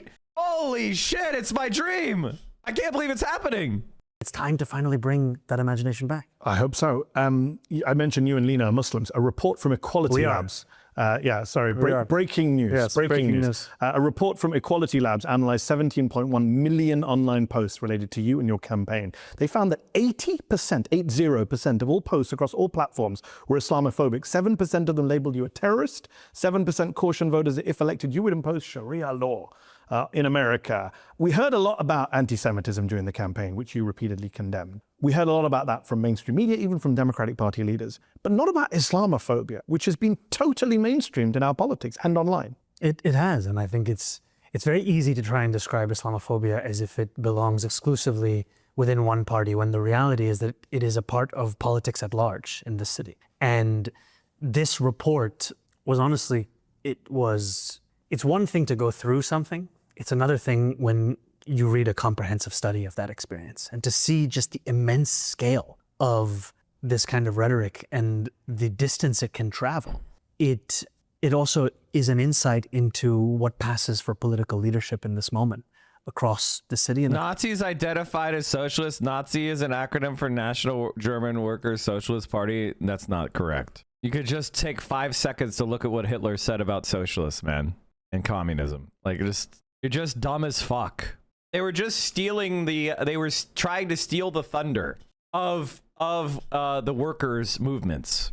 They in no way identified as socialists. We might have, here's the interview with Adolf Hitler in 1923.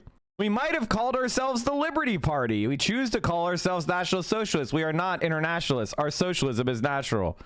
We demand the fulfillment of the just demands of the productive classes by the state on the basis of race solidarity. To us, state and race are one. No healthy man is a Marxist. For being healthy, he recognizes the value of personality. Do you understand? Like, you're just dumb. You're a dumb you got tricked by a meme. So either you're stupid or you're a liar. Which one? Were you a stupid? Are you a stupid doopy guy, or are you lying intentionally? Which one is your ego more comfortable with accepting? Are you a dummy dumb, or are you a liar lying? Which one? Are you dummy or are you dishonest? I mean, this is like literally basic bitch shit. I mean, if somebody's like, actually the Nazis are socialists, they're far right. They don't agree with me on anything. They were also called National Socialists. Okay, chat. The person is doubling down. They're doubling down. So who do they like? Where do you become this stupid?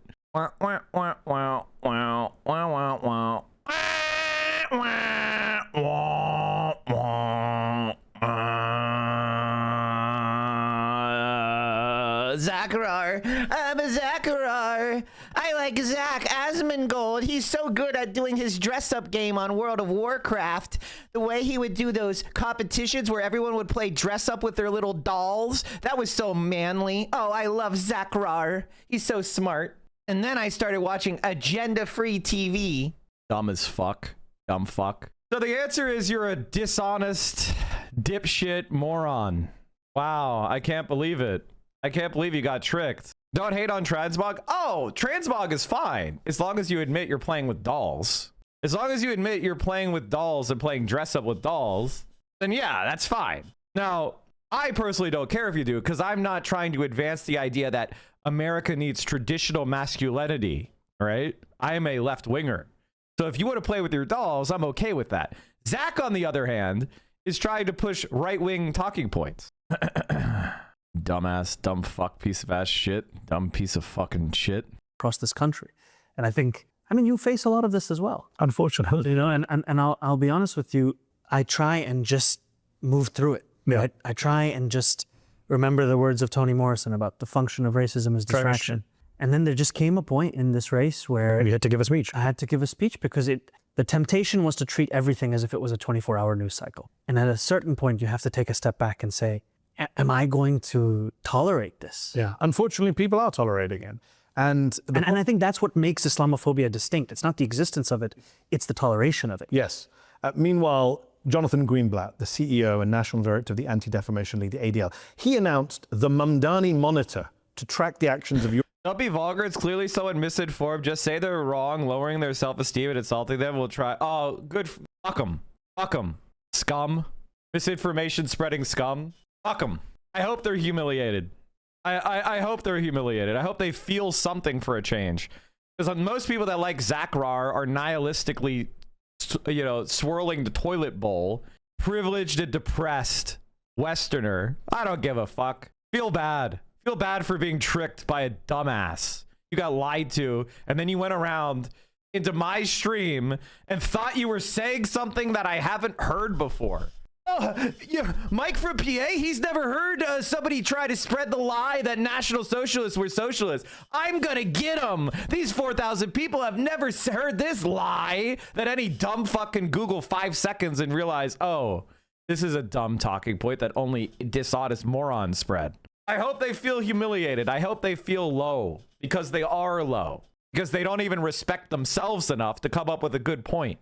The problem we have in America is that too many people are babied who shouldn't be babied. You're an adult. You came and presented a stupid point in front of thousands of people, derailing what we were saying. I gave you attention because somebody needs to give you negative attention in your life. My guess is you don't get any attention of any sort. And so I'm helping you by fulfilling the social need. Now, the second thing I'm going to do is tell you, grow up and stop acting like you're a fucking king to be catered to. Do you respect yourself enough to read? Do you respect yourself enough to try to figure out the truth? Do you respect yourself enough to try to change the fucking track you're on, which is failure and misery? Maybe you can remain comfortable with somebody like Zach, who will tell you that all your problems are externally caused and it's some scapegoat that has no power that you can punch down on. I'm not going to give you something like that. I'm not going to give you an easy answer. I'm going to tell you that to make the world a better place, we have to fight the most powerful people in it. That sucks. That fucking sucks. He's going to tell you you have to attack the weakest people. Does that sound right to you? Has there ever been a time in history where attacking the poorest, weakest, most marginalized people was actually the solution to make a society better? Like, come on. your administration that, quote, impact Jewish safety and security. What do you make of that, of him, of the ADL? I don't remember him starting a Trump monitor after the president was reelected, after Trump hosted a Holocaust denier at his home, called neo-Nazis very fine people, things that you have not done. Do you think Jonathan Greenblatt is engaging in Islamophobia by picking on a Muslim politician and making his record about anti-Semitism? I can't tell you what he's engaging in. What I will tell you is that I have my doubts in his ability to put together a credible and comprehensive monitor of anything, given the fact that he went on national television and said that I had not visited a synagogue over the course of the campaign, only to have that have to be corrected then again on national television. And I think this is what we will see time and time again, which is over the course of this race, and now as we are preparing this administration, is an attempt to try and separate the issues from the people of this city themselves and make them into part of a political discourse. I am interested in serving every single person of this city. I am interested in fulfilling the commitments of this campaign. And one of those commitments is to take on the scourge of anti-Semitism across the 5 boroughs, to work deeply with Jewish New Yorkers right here. And that's one of the things I've appreciated so much over the course of the primary, of the general, and what I'll be looking forward to as well in the admin. You mentioned serving everyone in New York. One particular resident of New York is a man named Bill Ackman, who you and I have talked about before, billionaire hedge fund manager. He was one of your biggest critics on Israel, on anti-Semitism, on taxes. He said on that character limits. On character limits. I know you feel strongly about that. He said the National Guard should be deployed to New York if you win. Now he's done a pivot. And he's tweeting on election night, Zoran Mamdani, congrats on the win. If I can help NYC, just let me know what I can do. Have you been in touch with Bill? Is there a job for him that you have in mind? I haven't been in touch with Bill, but sure I am looking to deliver a city, even for Bill. Has there been any surprise phone calls you had since you were elected you didn't think? From somebody that, oh wow, they called me to congratulate you? You know, there was a moment where I was expecting a phone call from a governor, and we didn't know what number was going to come in. And it was at 4 p.m. sharp. Okay. And so I've been getting a lot of phone calls. It's the same number I've had since high school. Yeah. And so it's just like, okay, 4 p.m., pick the phone up. We don't know, they won't tell it, just pick it up. So 4 p.m., bang, I pick it up.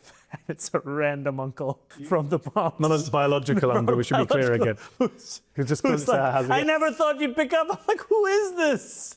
Are you the governor of a major American state? He's like, I'm here with my father. We love you. They put you on the phone too, of course. I'm like, that's great, brother. But you've just screwed yourself by telling everyone that you have the same number from high school. So now everyone who went to high school with you knows that they can call you at any time. They call, they text. And if you went to high school, you and the president of the United States are really easy to get hold of on cell phones, apparently.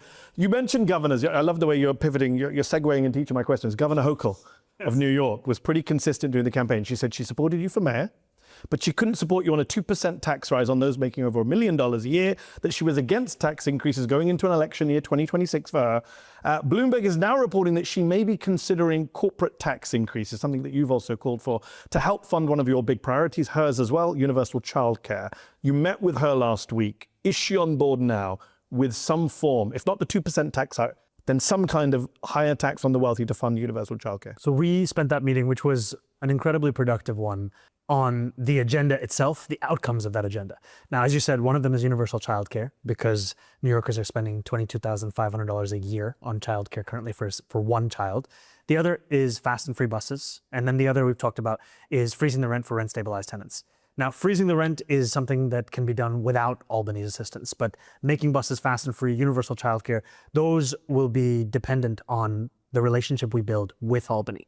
And what I'm so excited by is that the governor shares that same belief in universal childcare, affordability agenda. And I've said, look, that I think the two most straightforward ways to raise the money for these outcomes. But do you see any change in her? I know what your plan is. You were very clear about it. I see a continued commitment to delivering on the agenda. You say that, but a few weeks ago, Hochul also told reporters that she, quote, cannot set forth a plan right now that takes money out of a system that relies on the fares of buses and the subways. That sounds like she's shooting down your plan to make buses free, one of your core promises. So I don't take that in that manner. What I take that as is a recognition that we cannot demand of the MTA something that would deprive them of fare box revenue without providing them an alternate source of that revenue. There are some people who've thought that when I say make buses free, it just means... Chad, stop adding the dipshit from Florida. I mean, personally, my general take, my general feeling towards any kind of person who falls for the dumbest of propaganda is to tell them, you're an idiot. Everybody here thinks you're an idiot. You're not going to persuade anyone. No one else has been. You've been exposed as being tricked. All that's going to happen is people are going to yell at you, and you're going to feel more and more attacked. What you should do, and I really find this to be a good piece of personal advice. You should go back to where you first heard that idea that Hitler was a socialist, and you should delete all of your connection to that person because they're very stupid and they embarrassed you. Now, you're not going to listen to me because your ego is hurt right now. I want you to understand that if you keep listening to the person that told you that, they're going to keep making you look like a dumb fuck in front of a lot of people. And we don't care. We're not here to persuade you. We don't give a shit about you. I really don't give a shit about you because you are so far away from what I want to change. Like, I don't want to change people like you. I want to defeat people like you. You are not my target audience. You are not somebody who I've tried to convince. If you think that socialism and Nazism have anything in common, you're my enemy. That's it. Go stand over with your allies, the Nazis. Go stand over there with your allies, the Nazis, the anti-socialists, you fucking dummy. You're also so stupid you don't even understand. Like, when you say the thing that you're saying, the reason why it's so stupid is, first of all, it's laughably on its face dumb. But it also reveals how you've never studied the Holocaust or World War II. So you're unaware of the world around you. You don't know what happened in World War II. You do not know what happened in the Holocaust. So you keep saying things like they're going to change our minds, but we know what happened. Like, you don't even know what happened around you. Like, how do you live? How do you live that stupid? Please explain to me how you live as this level of uneducated person. I said Nazis identify as socialists. No, they don't. No, they do not. I don't care what you all think. Well, you're just making statements of fact that are not true. Makes as much sense as Mamdani saying he's a democratic socialist. Yes, democratic socialism is a well-trod political position that is held by literally hundreds of millions of people around the world. What are you trying to say? My badge of honor is being banned by Hasan. The reason why you were banned is because you were dim. I chatted maybe twice at Asmongold. Damn, that's embarrassing. Being yelled at you made me proud. You are all dumbasses. Yeah, that's what you're feeling right now. Pride. Telling the MTA you're going to have to deal with a loss of $700-800 million. You're feeling pride right now. The truth is, we would provide an alternate source for that $700 million a year. That's what we're going to do. You didn't just meet with Hochul. Axios reported that you met with or spoke with multiple Democratic governors. And that random uncle. And the random uncle who was kind of a governor. J.B. Pritzker, Wes Moore, Josh Shapiro. Did you strategize about how to resist Trump, I wonder? Because they have been governors at the forefront of pushing back against Trump coming into Chicago and LA and elsewhere. What did you talk about with them? Is there a plan to push back if Trump comes into New York with troops, with increased ICE presence? That was a focus of a lot of those conversations. And I think we have the benefit here in New York City of being able to learn from the example, as you've said, whether we're speaking about in Illinois or in California or in Pennsylvania or Maryland. And one of the things that I have so appreciated, so many of these governors have utilized different parts of the powers that they have. It is the bully pulpit, it is the courts, it is the actual policy tools, and then it is also making the case to the White House. And I think all of these things will be critical in delivering on this. And I think the other thing we also spoke about, separate from how to push back against the White House's agenda, is also the importance of cutting red tape and increasing efficiency while we are tackling that authoritarian administration. Wes Moore and Gavin Newsom just come to mind as two governors who have both sparred with Trump, but also met with him and had perfectly cordial meetings with him. Would you have a meeting with Trump if he came into New York and said, I want to sit down with you? Yes, we've actually reached out to the White House to set up a meeting to make the case for what would actually benefit You've invited the White House. You've invited Donald Trump for a meeting. We've reached out to set up a meeting. Have they responded? They're currently in conversations. Are they going to call at 4 o'clock? If you're watching this, you know that the mainstream media is failing us. Take this story about is really cut off the. We love this. It really does. New York has seen. This is the most. In your victory speech, you said that this is the most ambitious agenda to tackle the cost of living crisis that New York has seen. But that ambition could be your undoing, could it not? Because it really does raise expectations. I mean, realistically, we love the sound of it. It just sounds like the 4 p.m. newscast. It's the 4 p.m. newscast. It sounds great. It sounds great, but I'm going to throw in the but as the journalist in the room. What is your plan for delivering real outcomes fast enough that the narrative doesn't quickly turn into progressive mayor, overpromised but underdelivered? You know that's a big risk. Kevin O'Leary going on TV saying, I don't have a free bus yet. You're not even mayor yet. So you could. He wanted a free hotel room. And by the way, Chad, I know I brought this up, but I'm just going to read it one more time.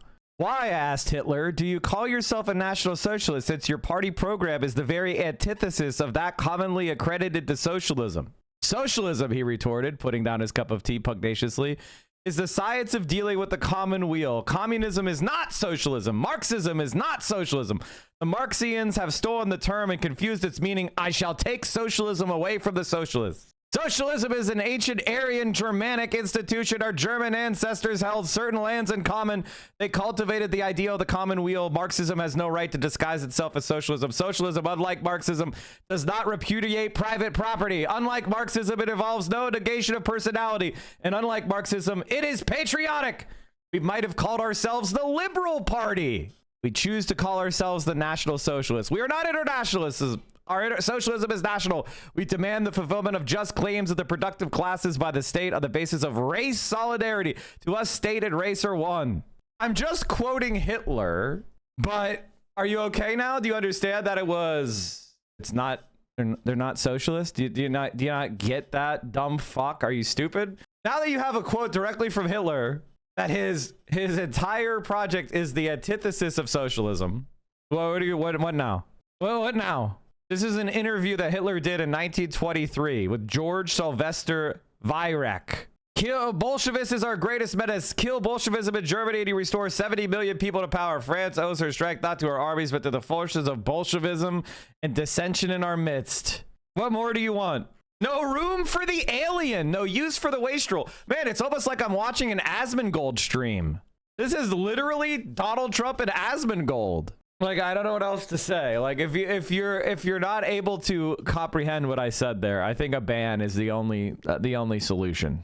I don't know what else to say. I think a ban is the only solution because you are stupid. And a free taxi. Was it in your agenda? But my point being is like that we can laugh about that, but on day one they will want delivery. You're going to be held to a different clock and a different standard to others. Absolutely. So what do you do about it? And I think people need to learn that fascism is the endpoint of liberalism. Yeah, that's why Hitler said they could have called themselves the Liberal Party, because fascism is liberalism under threat. That's why you could see all these liberals siding with Trump to bomb Venezuela or sanction Venezuela or attack Cuba, fight a war against China. Why are American military ships sailing all through the South China Seas, crisscrossing their trade corridors? What, you don't think China could keep the South China Sea free of pirates? What is going on there? It is the United States of America attempting to contain and protect liberal, capitalist power. And they can't compete with China. They say so themselves. We cannot compete with China economically. We cannot compete. That is what Trump is. Trump is a declaration that the Chinese system is superior to ours economically. That's what he's saying. That's what the tariffs are. They cannot compete. Now, they were fine with Chinese manufacturing when they thought it was there to enrich the capitalists of the world, right? They thought it was fine. And then they realized, oh, fuck, maybe the Chinese Communist Party actually is trying to build socialism. Oh, fuck, they're so powerful. They might be more powerful than we are if we let them continue growing at the pace they're growing. We better do something while we still can. That's what's happening. They're trying to derail China while they still can, because in 10 more years, they won't be able to, short of a thermonuclear global war. So they're putting on all the brakes on China, and it's not working. I don't know if you noticed, but it's not working. The key things is you even just look at this transition period. It's typically a time of pageantry, right? It's a time of just ticking off the boxes of the 800 people that will be running on your transition. We want to make this an actual time of substance. And that's why every single day we are building this team out. We've put out an open call for applications. We have applicants from every single but one over 50,000, I saw. Yeah, over 50,000.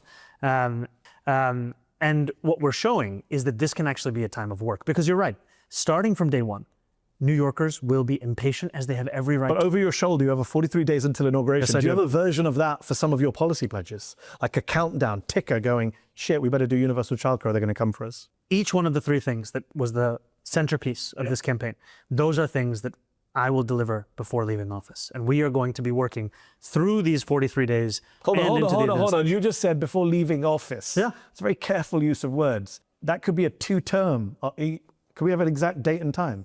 End of your first term. You want me to tell you how many terms we're going to Just end of your first term. Is it going to be done by the end of your first term? I'm giving you a Of what I understand, geopolitical capitalism is often the facade reason for the spread of power. But for my lesson, it's actually because of state power, political power. I mean, state power is the way in which states are the highest form of organization in human society. Multinational corporations are also highly organized, and they can sometimes compete with state power. But states are the most organized form of power. So if you are trying to pursue your own interests, you see state power. That's just how our world is organized at this point. We don't have any supranational organizations that are able to challenge state power, really.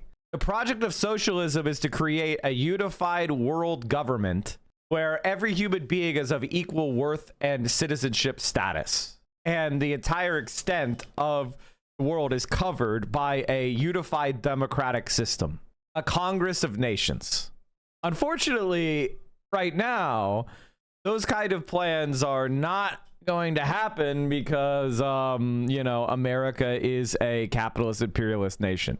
And it represents the interests of the capitalist class. And the thing about capitalists is they are cosmopolitans. They don't give a shit about nation. Now, there are national bourgeoisie. There are specific bourgeois that have positions of power within certain polities that give them outsized influence. For example, the American oil and gas industry's capitalists are very much, they punch way above their weight as far as like their importance versus what policies they get pursued. Promise I can keep. And that was a very politician answer. How? Before I leave office, but we don't know when you're going to leave office, so there's no real time frame. The maximum is 8 years. I'm not getting a third term. 8 years. But hold on, it's important. So at the end of your first term, you might run for re-election having not achieved any of your 3 key goals. Now you're going to say I'm not going to achieve any of them. I'm telling you I'm going to achieve all of them. Will you achieve one of them by the time we run for I'll re-election? achieve one of them. Oh, well, okay, I'll take it. That's a straight answer. Because I've said that I would freeze the rent for 4 years. Okay. We haven't done that by the time of re-election. Then you'll be in trouble. You might not even have me back on. So your campaign energized a lot of young... Oh, I promise I won't do another pity interview ever again. You turned out so poorly. One question I always had about China. Do you think once they secure their economy from outside meddling, will they try to export the revolution? The answer is that I believe that China will do mutually beneficial agreements with the rest of the world and allow their governments to evolve as their domestic populations see fit. And I believe as countries develop, naturally class consciousness will rise. As countries become industrialized, as countries develop economically, they will see the same tensions that they always do, a conflict between the working classes and the owning classes. Hopefully some of these suits start talking about the Jewish occupation of the US. I am a ball-tugging bandit, we know. This is so interesting. My favorite thing is the Twitch following. Twitch following is such a fucking badass tool. It's so funny because we could just like look up. I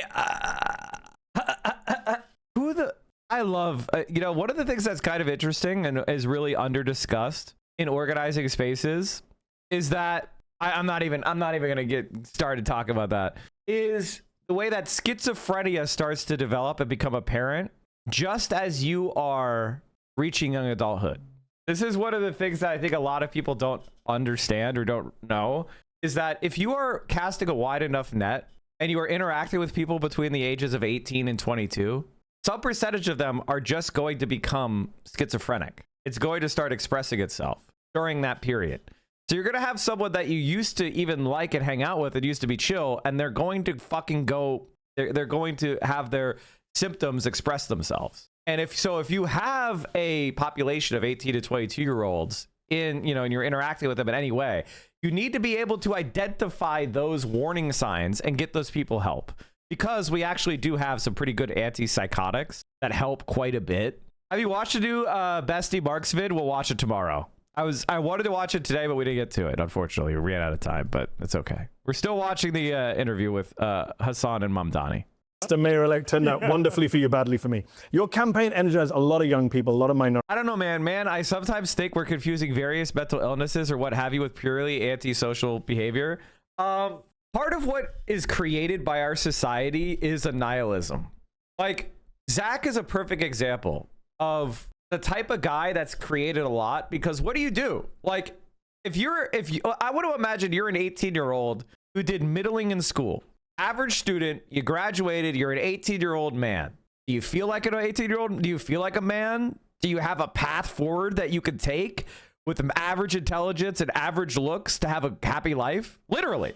Do you think that an average intelligence, average looking guy at 18 has a high school diploma but didn't do particularly well, graduated at the 50th percentile, do they have a path to have a good life? Seriously.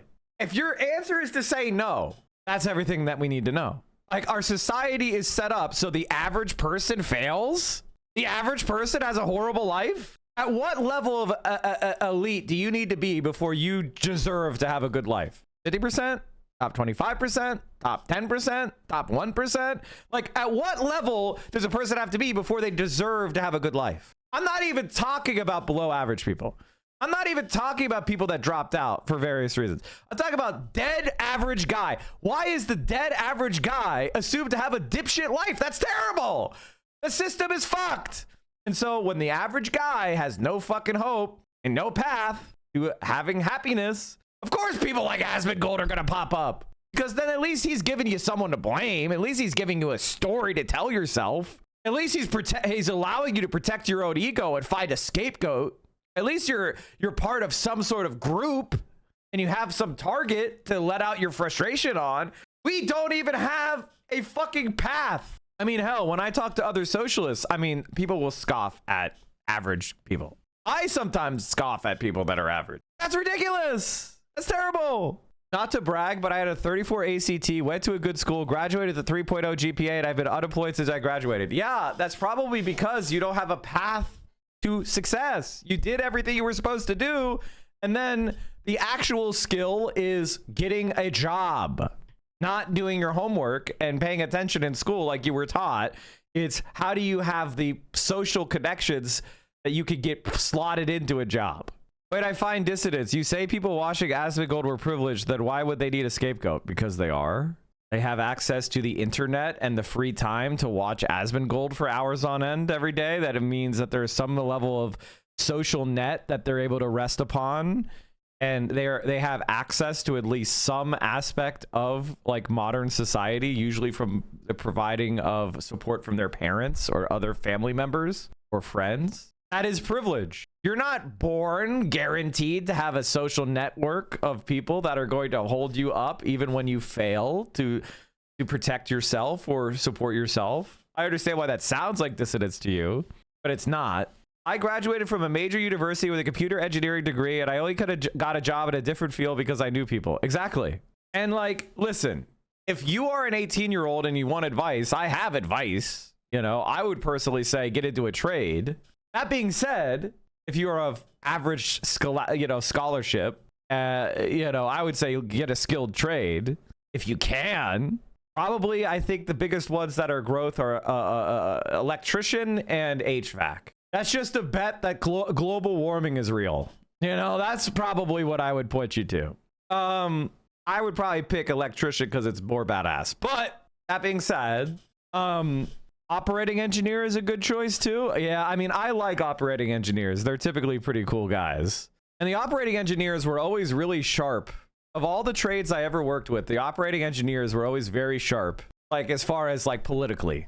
Plumbers were always a good time. The Philadelphia Union, the Plumbers Union is Local 69, which like, come on. Come on!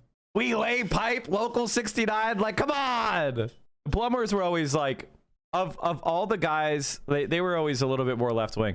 The guys that were more right-wing, the carpenters were always so fucking...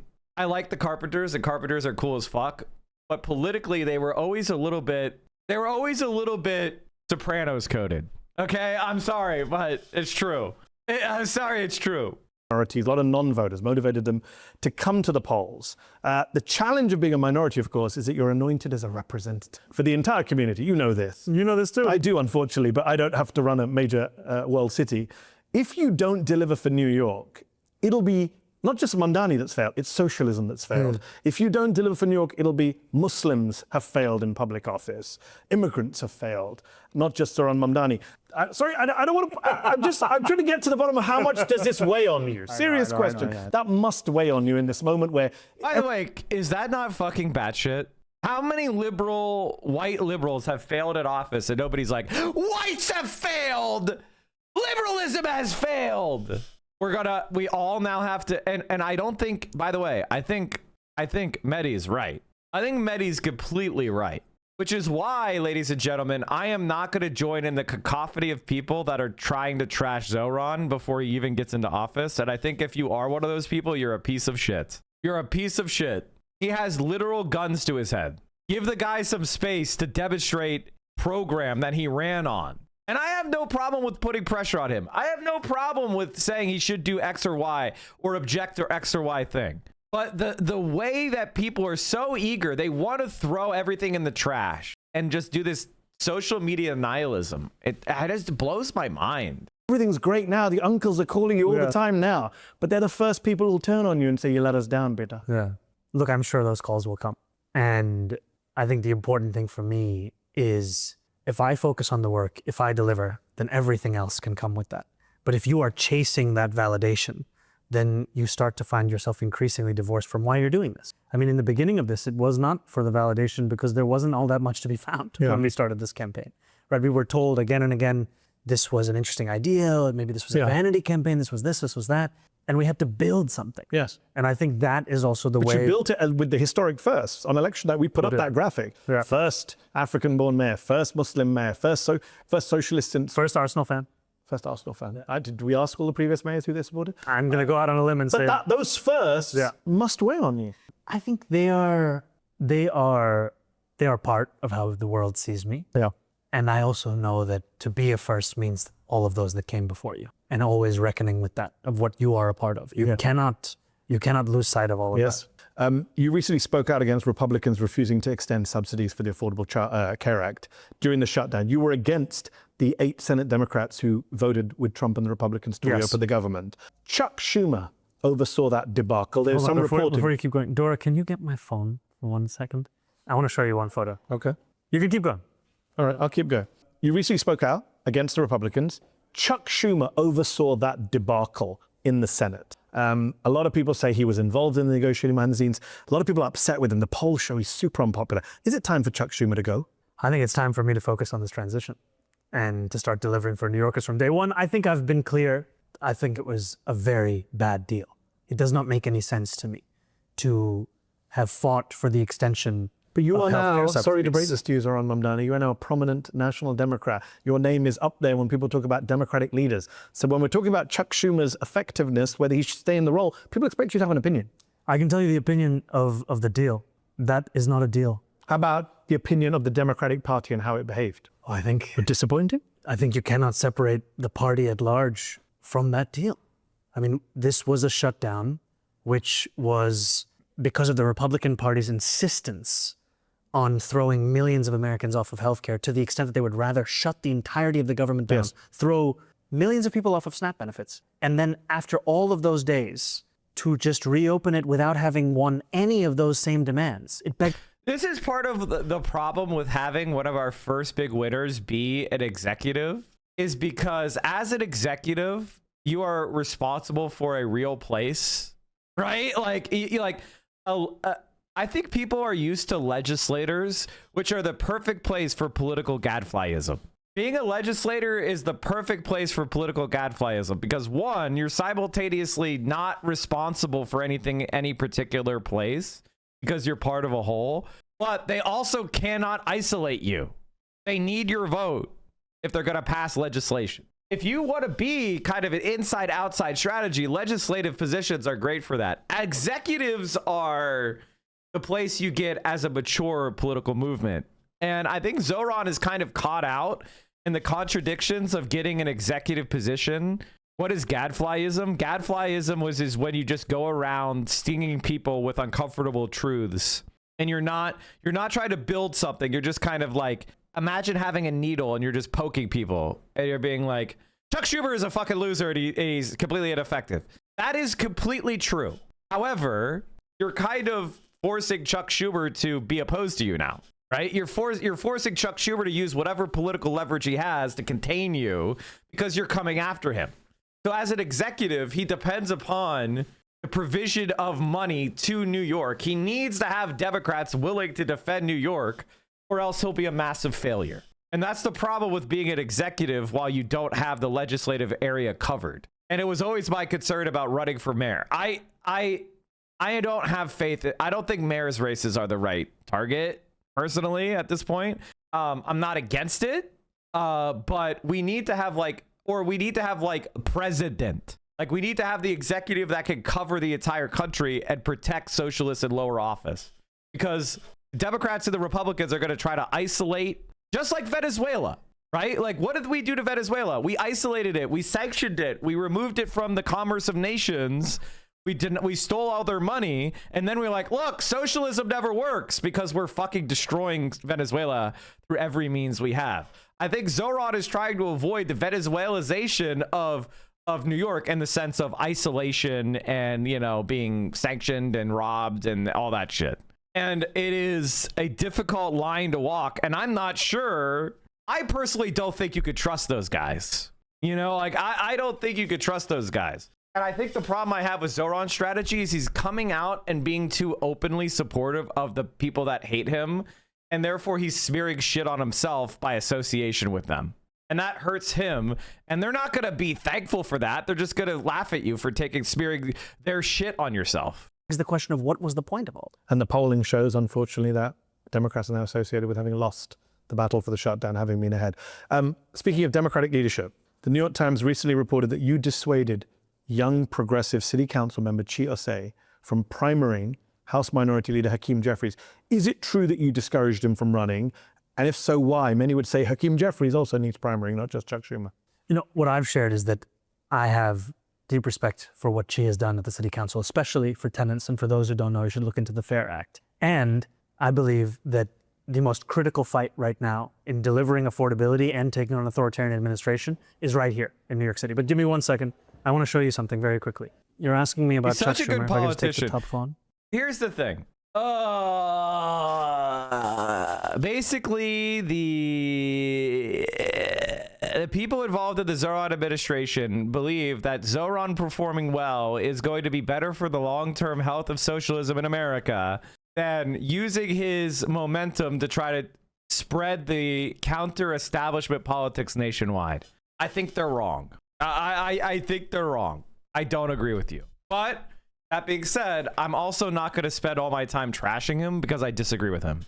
I'm allowed to disagree. And I think right now Zoran is still in the moment where he's still being discovered as a national figure, and he's not trying to be despised by Democrats nationwide by spending all his time trashing Democrats. And I feel like that is a move that is understandable, but also I think it's a bit centered on New York City, and I don't think New York City is the end all be all. I think we need to have a national project of taking power of the Democratic Party, not just New York City. So this is the phone that all uncles can This is the phone that all... Zoran on. Who is this?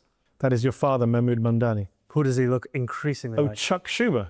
Is that why you won't call for Chuck Schumer to go? Because right? he looks Doesn't like your this dad. Look just like... Because he looks like your dad. This is my dad. Him and Chuck Schumer have very different views on the Middle East. But they have the same vantage point from the glasses. So now you know why. Make sure that was... Now you know why. This is a Zateo exclusive. Zateo exclusive. Why Zoran Mamdani will not call for Chuck Schumer to go? Because he looks like his dad. On Chi Osei and Jeffries, USA. On Chi Osei and Jeffries. Yeah. Should he not? If he runs, will he have your support? I've said, while I appreciate the work that he's done at the council, I think that the focus of the fight should be right here in New York City. So interestingly, the Times is reporting that you discouraged him from primarying Hakeem Jeffries, but that you encouraged New York City comptroller, whatever you call the damn job, Brad Lander. You have to say the word right to ask the question. Everyone says it differently. Brad Lander to challenge Democratic Congressman Dan Goldman, not a fan of yours, in New York's 10th congressional district. Where did that idea come from? Why encourage Brad Lander to run for Congress rather than not make him your deputy mayor? I continue to count Brad as a friend. He's someone who I had the opportunity to know before we both ran for mayor, and he's someone who continues to be someone I look to for advice, someone I look to build with. A lot of the New York Times reporting on this question, it goes beyond the conversations we're at. So have you encouraged him to challenge Dan Goldman? I've encouraged him to keep focusing on the job at hand, which is serving New Yorkers. By possibly primarying Dan Goldman. That would be a way of serving New Yorkers. The conversations I've had with Brad have had to do with New York City. All right, you can read into that what you want. You said that as mayor, you'd be keeping on NYPD Commissioner Jessica Tisch. Many of your critics on the left say that keeping Tisch would be a continuation of the status quo here in New York City. She's against bail reform. She's spoken out against pro-Palestine protesters. She's even worked in the intelligence division that constructed a surveillance system for Muslims in New York. What do you say to your supporters who are a little bit disillusioned on this one appointment and say, come on, Zoran, why would you keep her on?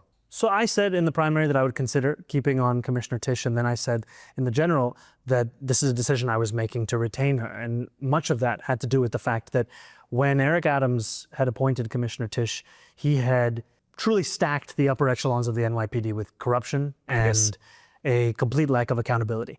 And what she has been able to do in the time that she's been commissioner has been to start to root that corruption out, start to deliver accountability, and reduce crime across the 5 boroughs. And that this is an appointment that I would make tandem with delivering on the agenda that we put forward over the course of the primary. That's an agenda that will create a Department of Community Safety. Yep. That is an agenda that will ensure that we are dismantling the strategic response group as the way the NYPD responds to protests. And it's an agenda that understands that safety and justice have to be delivered together. This is a decision that fulfills and then develops that. Are you planning on expanding the size of the New York Police Department? No, I've said that the number of police officers that the department has is a sufficient number. The most important thing is that we only ask those officers to do the work of policing, as opposed to now, we're asking them to also take on the homelessness crisis, the mental health crisis, so many different examples of the failures of the social safety net. That's going to be the focus of the Department of Community Safety. Just on Commissioner Tisch, according to the New York Daily News, she received advance notice from the Trump administration about that horrific ICE raid along Canal Street last month, and that she apparently directed NYPD officers to stay away from ICE agents who were doing their jobs. Has that changed your view of her at all? And will that kind of thing be happening next year on your watch as well? What I will make clear as the leader of the city is that the days of a mayor going on national television and opening the door to civil immigration enforcement, as Mayor Adams did, those days are coming to an end. The NYPD is not going to assist ICE in their operations, and we are going to fulfill the laws of our city and our state, not violate them. So just to be clear, if the Canal Street happened again, the NYPD commissioner on your watch would not be directing NYPD officers to stay out of it and let ICE do whatever they want? The NYPD commissioner would not be directing the NYPD to assist ICE in those operations. And I've also made clear that we should hold anyone in this same city and same state to the same set of laws, no matter who they are or what agency they're performing for. What is going to be? We've talked about... So basically we are... Okay, so Zoran is trying to avoid a nullification crisis. He's trying to skate the line of, we're not going to use New York City resources to assist in a right-wing dictatorship kind of thing. At the same time, we're not going to have the NYPD ordered to oppose ICE agents in America, in New York City, by the NYPD. That would be called what's called a nullification crisis, where basically local officials using the state oppose federal officials. Policy issues. You have your 3 famous policy issues. What are they? Freeze the rents, free buses, universal childcare. Give it to me. There you go, there you go. I mean, on a serious point, I said this in 2016. Donald Trump had a very simple agenda. Yeah. So build a wall, ban Muslims. I still remember it now, 9 years. I don't remember what Hillary Clinton's plan. I'm sure she had a great childcare plan, but it was like 100 pages. You managed to do a very Trumpy thing, dare I say, in a positive way, and boil it down to memorable messages, just not bigoted ones. What is your priority on day one? Day one, you're sworn in. What is it? What's the first thing you do? What's your first priority with your team? It's going to be affordability every single day. And the first place that we start with that affordability is going to be in housing. And the question of how we not only deliver for those who are rent-stabilized tenants, it's about 2.5 million of the tenants of a city of 8.5 million, but also how we implement it across the way we look at housing. Before we finish, a couple of things. I spoke to your mum briefly on election night, Mira Nair. Acclaimed film director, producer. She described herself wonderfully that night to me as the producer of the candidate. Is what she said. True. I think a lot of people who know you and know your backstory get the influence that your dad, Chuck Schumer, had on you. Mahmoud Mamdani, academic, political commentator, Muslim author. They get what the influence he had. That makes sense. Like, okay, the father's very critical. They get it. What about your mother's influence? What influence has she had on you to produce the candidate, the mayor of New York? My mother would say, if we don't tell our own stories, no one else will. And that has been something that has stayed with me for quite some time, especially in the thinking about which parts of the city we think about and which parts we overlook. And so much of this campaign has been about looking to speak to the entirety of New York City, not just the world of New York City polit. And that means breaking out of that bubble. That means going to people who voted for candidates that you oppose. That means speaking to people who didn't vote at all. And she also would often tell me about the importance of having the skin of an elephant and being able to endure the kind of backlash that oftentimes comes with the vision that we have been sharing. And she's spoken about that from the vantage point of being an independent filmmaker, of having to deal with rejection after rejection, of having to deal a whole set of incentives for the kinds of films that people want to make easily, and then the ones that also deserve to be made, and the tension between those things. And on the subject of films, like many others, I couldn't help but notice on election night, you finished your victory speech and Doom Machale came out of there. Doom. Yeah, was that your choice? Who's going to choose that? I don't know. Checking. I don't know. Okay. Yes, that was you. That was from the hit. A lot of things I'll give credit to the team. This is me. So the hit. Well, you may regret that in a moment. That's from the hit 2004 Bollywood action thriller Doom. You obviously know your Bollywood. You're obviously a Bollywood fan. Your mother's made films. Casual. We have a quick quiz for you. I'm going to fail before this. we wrap up I want to be very clear. I'm going to fail this. And it's called. Let me get my phone. It's called Guess the Bollywood Song. Oh God. We're going to play 10 seconds. God damn it, chat. Oh no. Of a song. Just music. Is this going to be selectively edited to help me? No. Okay. We're going to play 10 seconds, and you are going to try and identify the song. It's very easy. I chose all easy ones just for you. So here we go. We ready? Here we go. Fox News would never do this to me. Fox News don't know what Bollywood is. Here we go. Oh my goodness. It's very easy. Chaya Chaya. There you go. Chaya Chaya from Dil Se, 1998. Okay. I would have been fucked. How old were you in 1998? Why are you asking these I questions? don't know. Just focus on the songs. Okay, next song. Here we go. You ready? Okay. Ready? One for one. One for How one. many are we doing? 5. Here we go. I'm going to lose the whole first titles. That brain worrying. What year was this from? This film is 2012. 2012? Yeah. You're like, I should know this. Yeah. But you were so busy looking at rent-freeze policies. What is this? This is Radha from Student of the Year, Alia Bhatt. I haven't seen Student of the Year, but I do love Ali Bhatt. Okay, so that's one. Have you seen Student of the Year 2? I have not. Oh, that says a lot about you. Okay. I'm not the one losing in this quiz right now. I'm 1 for 1. And 1 for 2, But that's a very easy one. Here we go. I feel like Shah Rukh Khan is like moving Shah Rukh Khan is this moving. song. Shah Rukh Khan is definitely moving. He's like with just the song. come to the top of the steps. Yeah. He's like this. So you're buying time, but you don't know the name of the song. I'm buying time. It's Mehndi Laga Ke Rakhna from DDOJ. My God. How can you not get DDOJ? I thought you could give me a little more time and to get into some lyrics. No, there's no lyrics. Okay. It's beautifully done. Do you know who's a fan of DDOJ I discovered recently? Who? Ilhan Omar. Congresswoman Omar's big Bollywood Should have had Call a Friend. Should have called a friend. Yeah. Okay, here we go. 1 out of 3. So you're now losing. Here we go. This is an easy one. This is a very easy one. Oh my God. This is one of 2 songs that I always confuse. I'll give you 2 guesses since you're losing. Where's the Party Tonight? Or Nope. It's the Time to Disco. Yes, Okay. correct. I'll give you. That's you're 2 for 2. It's a score. It's a draw right now. Okay. 2 right, 2 wrong. You got to get This is the one. final one. This is the final one. It's actually made it more tense. Can you just play It's Time to Disco one more time? Yeah, sure. I do it to make you feel song. better. Get you in the mood for just getting it right. Because if you get this one, Great. you've made it very unnecessarily tense now. Here we go. Okay, here we go. Decider. Number Final 5. over. 1 ball left. This is Aja Nachale. Yes, it is from Monsoon Wedding, your mother's movie. If you got that one wrong, Miranda would be very upset with her son if you got that one wrong. I wanted to keep it close. I wanted to keep it, I wanted to make sure that engagement was high 2-1 for this section. You got it. If it was all answers, it would have been You bad. got the deciding one. Final question. Who is your favorite Bollywood star? Male or female, all time? You're thinking about this like I've asked you about whether Jessica Tish should stay on as commissioner of the NYPD. It's just who's your favorite Bollywood star? It's tough. I would say Shah Rukh Khan. I love Shah Rukh. I would say Shah Rukh Khan. My favorite Bollywood film might be Munna Bhai, though. Why do you say it like that? Just a curveball. Have you seen Munna Bhai? Of course I've seen Munna Bhai. Sanjay Dutt. Yeah. Great film. That's going to make me think. Now that's going to make me think. Why you Is it picked great? that? Interesting. Munna Bhai. Because of the songs or because you didn't become a doctor? Song. Come on, everything. Brown guy didn't become a doctor. But you became mayor. Have you seen all the memes about how now brown people will be judged by you? Come on, beta. Zoran was mayor and I married saw by one 34. TikTok where where a young brown guy shared a text from his mom, and she was like, "You also went to Bronx Science? Why aren't you the mayor?" And see, that's the other side. You're all like, what if you disappoint? Then I'll make his life easier. That's true. That's the other side of this. But you have destroyed a lot of DC men's conversations with their parents for many years to come. Mayor-elect Mamdani, congratulations. Thank you for taking time out for Zateo. Thank you.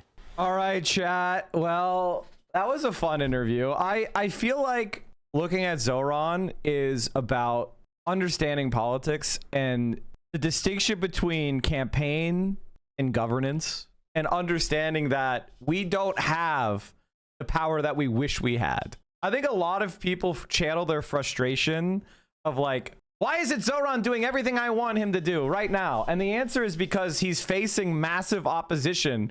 We haven't won enough elections. We haven't put enough socialists in enough seats where we can start demanding what we want unreservedly. We have to cajole, we have to pressure, we have to kind of walk through the raindrops in order to achieve the programs that we have laid out so that we maintain our credibility with the regular people and with voters, and that the idea of a strong left can actually thrive. All right, everybody, I'm going to call it there today. I'm going to send you all over to Vio. Thank you guys for all the support.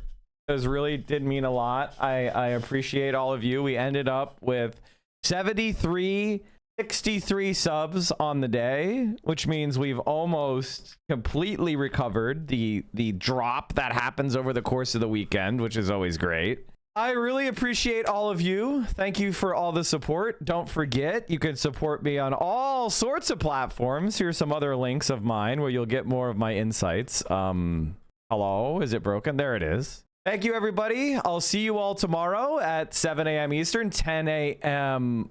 Eastern, 7 a.m. Pacific. Thank you so much for all the support. See you all tomorrow. And remember, solidarity forever. That's how socialism wins.